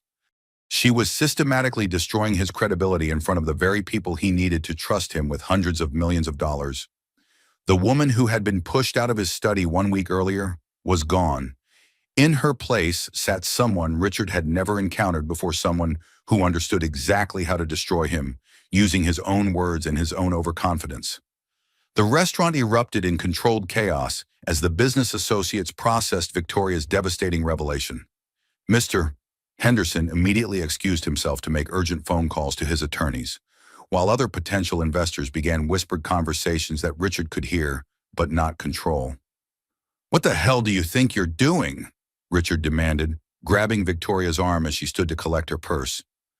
Victoria pulled away from his grip with the calm confidence of someone who had anticipated this moment for days. "I'm taking back control of my life, Richard.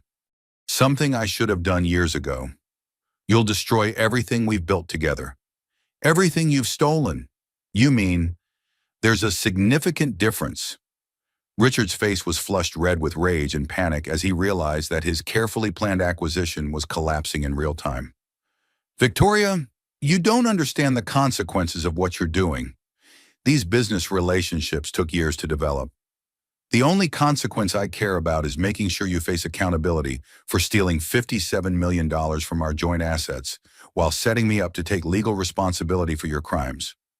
As if summoned by Victoria's words, 2 individuals approached their table with the purposeful stride of people who were accustomed to making arrests in high-end establishments. Victoria recognized Agent Sarah Coleman from their coordination meeting earlier that week. "Mr. Richard Blackwood." Agent Coleman's voice carried the authority of someone who had been investigating financial crimes for over a decade. "Yes." Richard's voice was shaking slightly as he looked between the federal agents and Victoria's calm expression. "You're under arrest for money laundering, wire fraud, conspiracy to commit tax evasion, and theft of marital assets. You have the right to remain silent. Anything you say can and will be used against you in a court of law." The sound of handcuffs clicking into place seemed unnaturally loud in the suddenly quiet restaurant.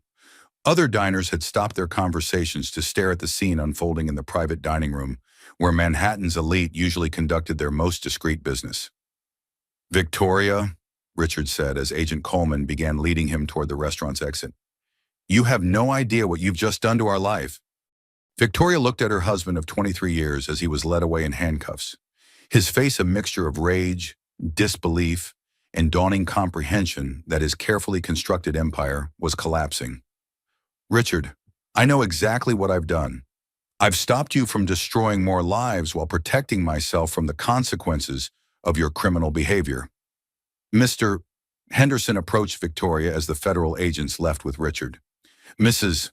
Blackwood, I want you to know that Henderson Industries will be conducting our own comprehensive investigation. If what you've told us tonight is accurate, It's all documented, Mr. Henderson. Every forged signature, every unauthorized transfer, every fraudulent account. The federal investigators have been building their case for weeks.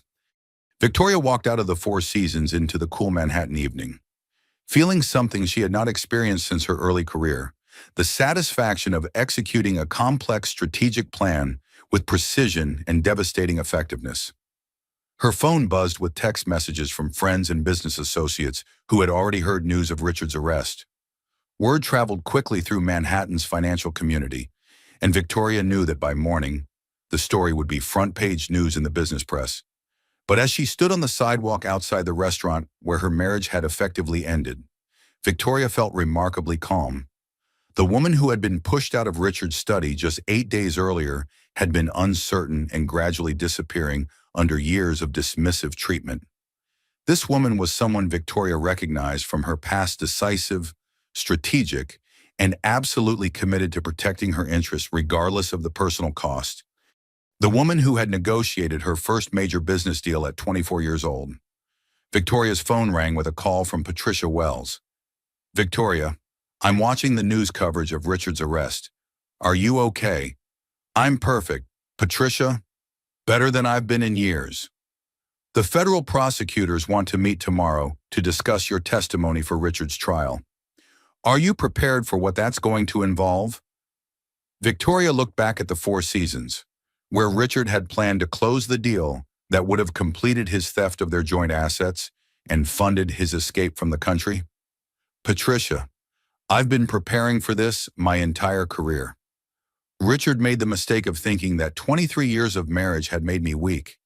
He's about to discover exactly how wrong he was." As Victoria walked toward her car, she realized that her midlife transformation was complete. She was no longer Richard Blackwood's wife, struggling to maintain relevance in her own marriage. She was Victoria Blackwood, majority owner of a multi-million-dollar corporation and the primary witness in a federal prosecution that would likely result in her millionaire ex-husband spending the next decade in prison. The woman who had felt invisible just 1 week earlier had just demonstrated to Manhattan's business elite exactly what happened when you underestimated Victoria Blackwood. Tomorrow, she would begin the process of rebuilding her life and her business empire. Tonight, she would celebrate the fact that she had remembered her own power just in time to save herself from destruction.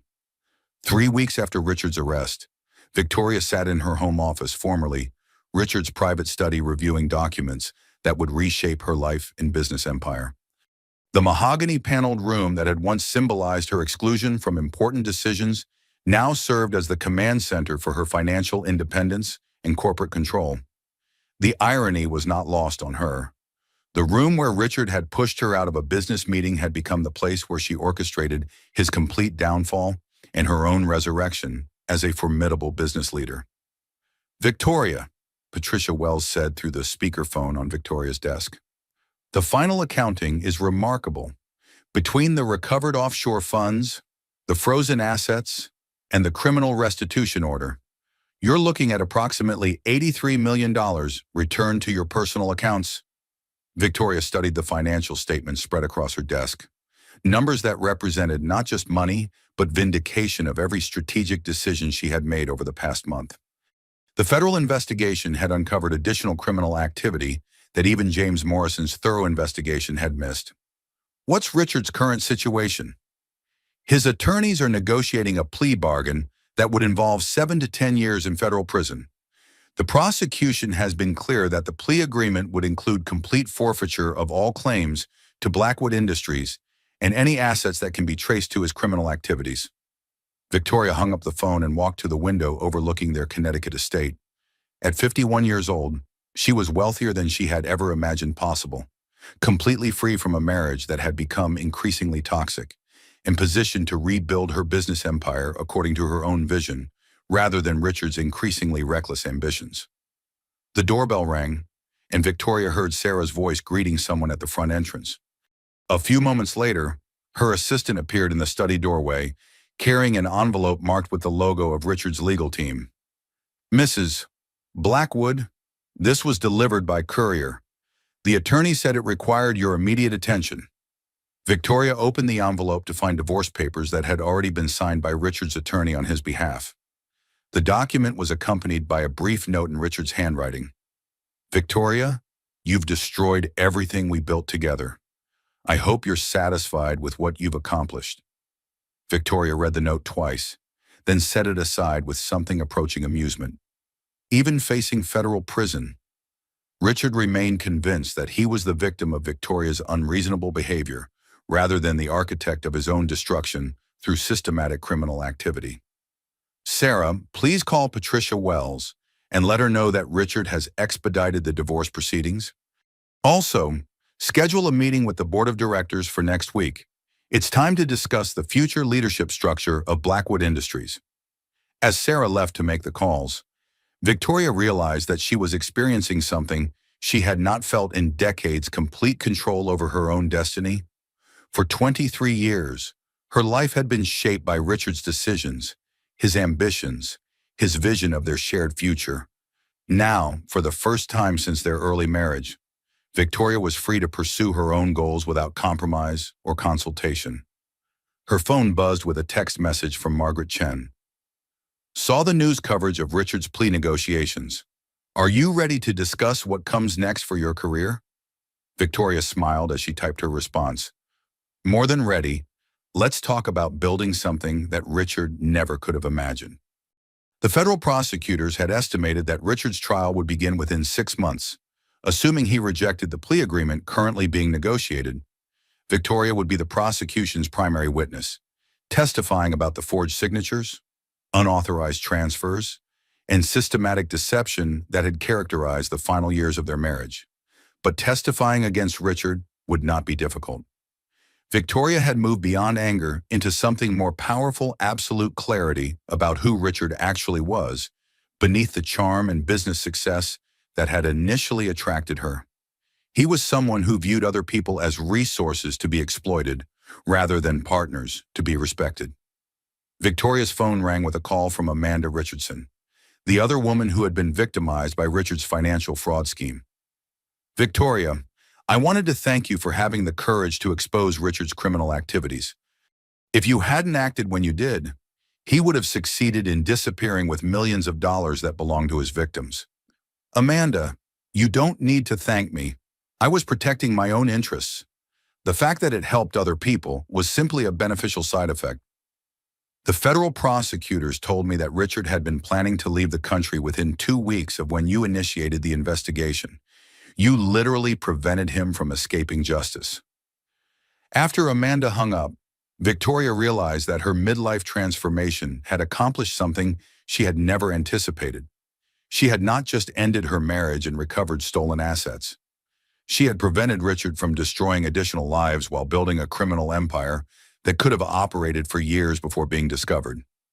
The woman who had felt invisible in her own home just 1 month earlier had become the central figure in dismantling a multi-million-dollar fraud scheme that victimized women across Manhattan's social elite. Victoria opened her laptop and began drafting an email to the board of directors, announcing her intention to assume active leadership of Blackwood Industries. As the majority shareholder, she had always possessed the authority to make this decision. She had simply allowed Richard to convince her that her role should be advisory rather than executive. Tomorrow, she would begin implementing changes that would transform their technology company into something more aligned with her own values and vision. The first initiative would be a comprehensive audit of all business practices to ensure that no traces of Richard's criminal activities remain embedded in their corporate structure. The second initiative would be more personal. Victoria had decided to establish a foundation focused on helping women recognize and escape from situations involving financial abuse and narcissistic manipulation.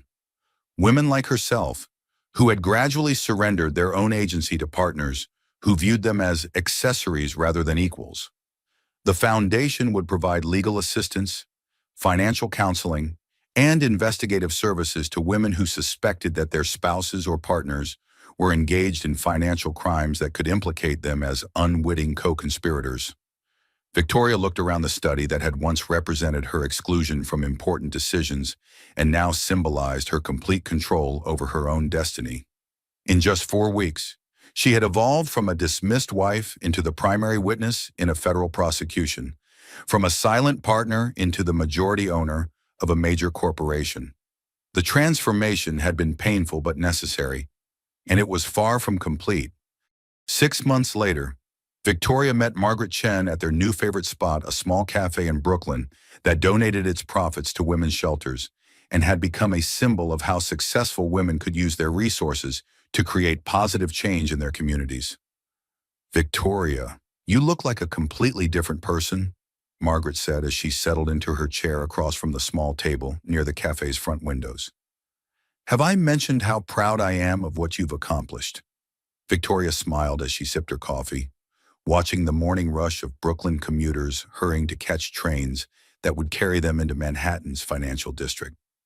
Each person represented a story, a struggle, and choices between accepting what life offered them and fighting for what they truly deserved.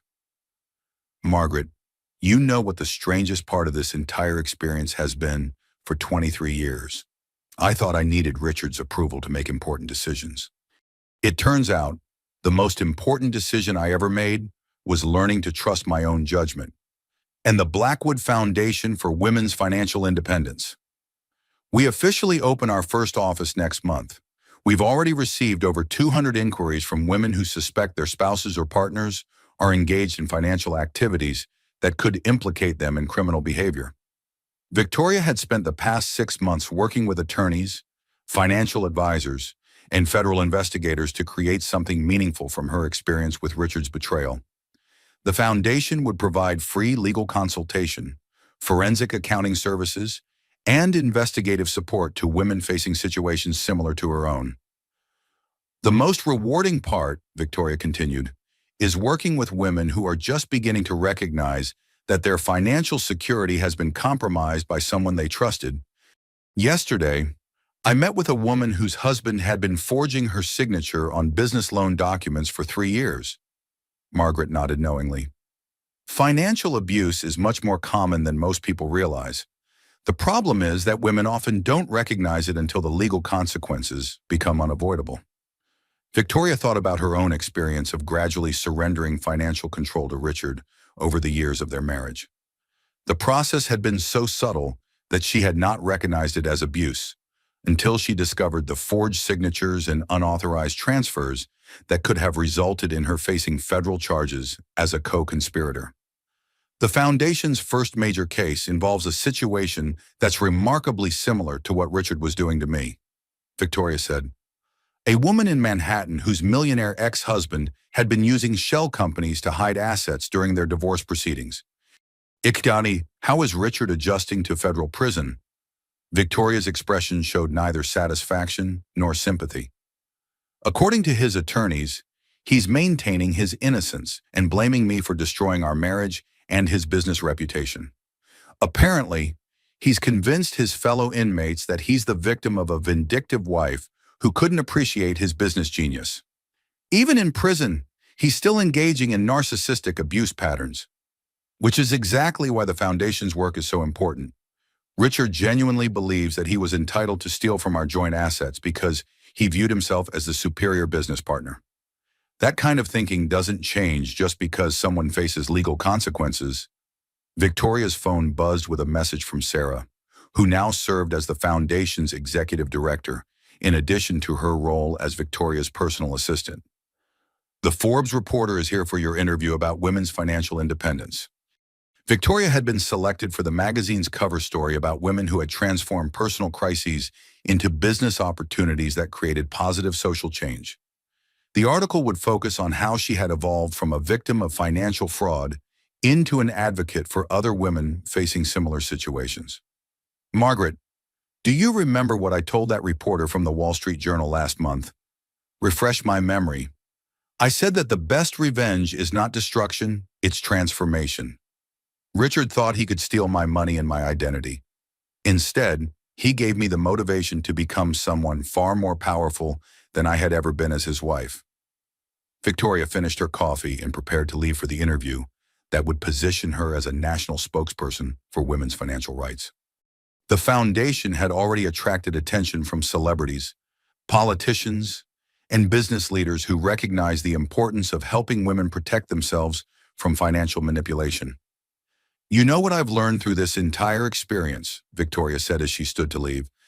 "Some women are born fighters. Others have fighting thrust upon them by circumstances they never anticipated. But either way, we have the capacity to not just survive, but to transform our lives in ways that seemed impossible before we were tested." Margaret hugged her goodbye with the warmth of someone who had witnessed Victoria's complete transformation, from dismissed wife to formidable business leader and social advocate. As Victoria walked toward her car, she reflected on the journey that had brought her from Richard's study to this cafe in Brooklyn. The woman who had been pushed out of that business meeting 8 months earlier had been uncertain, gradually disappearing under years of dismissive treatment and financial manipulation. This woman was someone Victoria recognized from her early career, decisive, strategic, and absolutely committed to using her success to create opportunities for other women facing similar challenges. The foundation's first client had been a woman whose husband was hiding assets in offshore accounts during their divorce proceedings. Victoria had been able to connect her with forensic accountants and federal investigators who discovered a fraud scheme that had been operating for over 5 years. "Some women are born fighters," Victoria said to herself as she drove back toward Manhattan. "Others have fighting thrust upon them. Either way, we always find a way to win."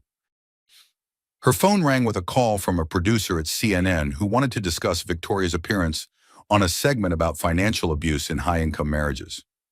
The story of her successful prosecution of Richard had resonated with women across the country who recognized similar patterns in their own relationships. Victoria answered the call with the confidence of someone who had learned that her most devastating personal crisis could become the foundation for her most meaningful professional achievement. She was no longer Richard Blackwood's wife, struggling to maintain relevance in her own marriage. She was Victoria Blackwood, majority owner of a successful technology company, founder of a national foundation for women's financial independence, and living proof that being underestimated could be the greatest advantage of all. The woman who had once felt invisible had become impossible to ignore, and she was just getting started.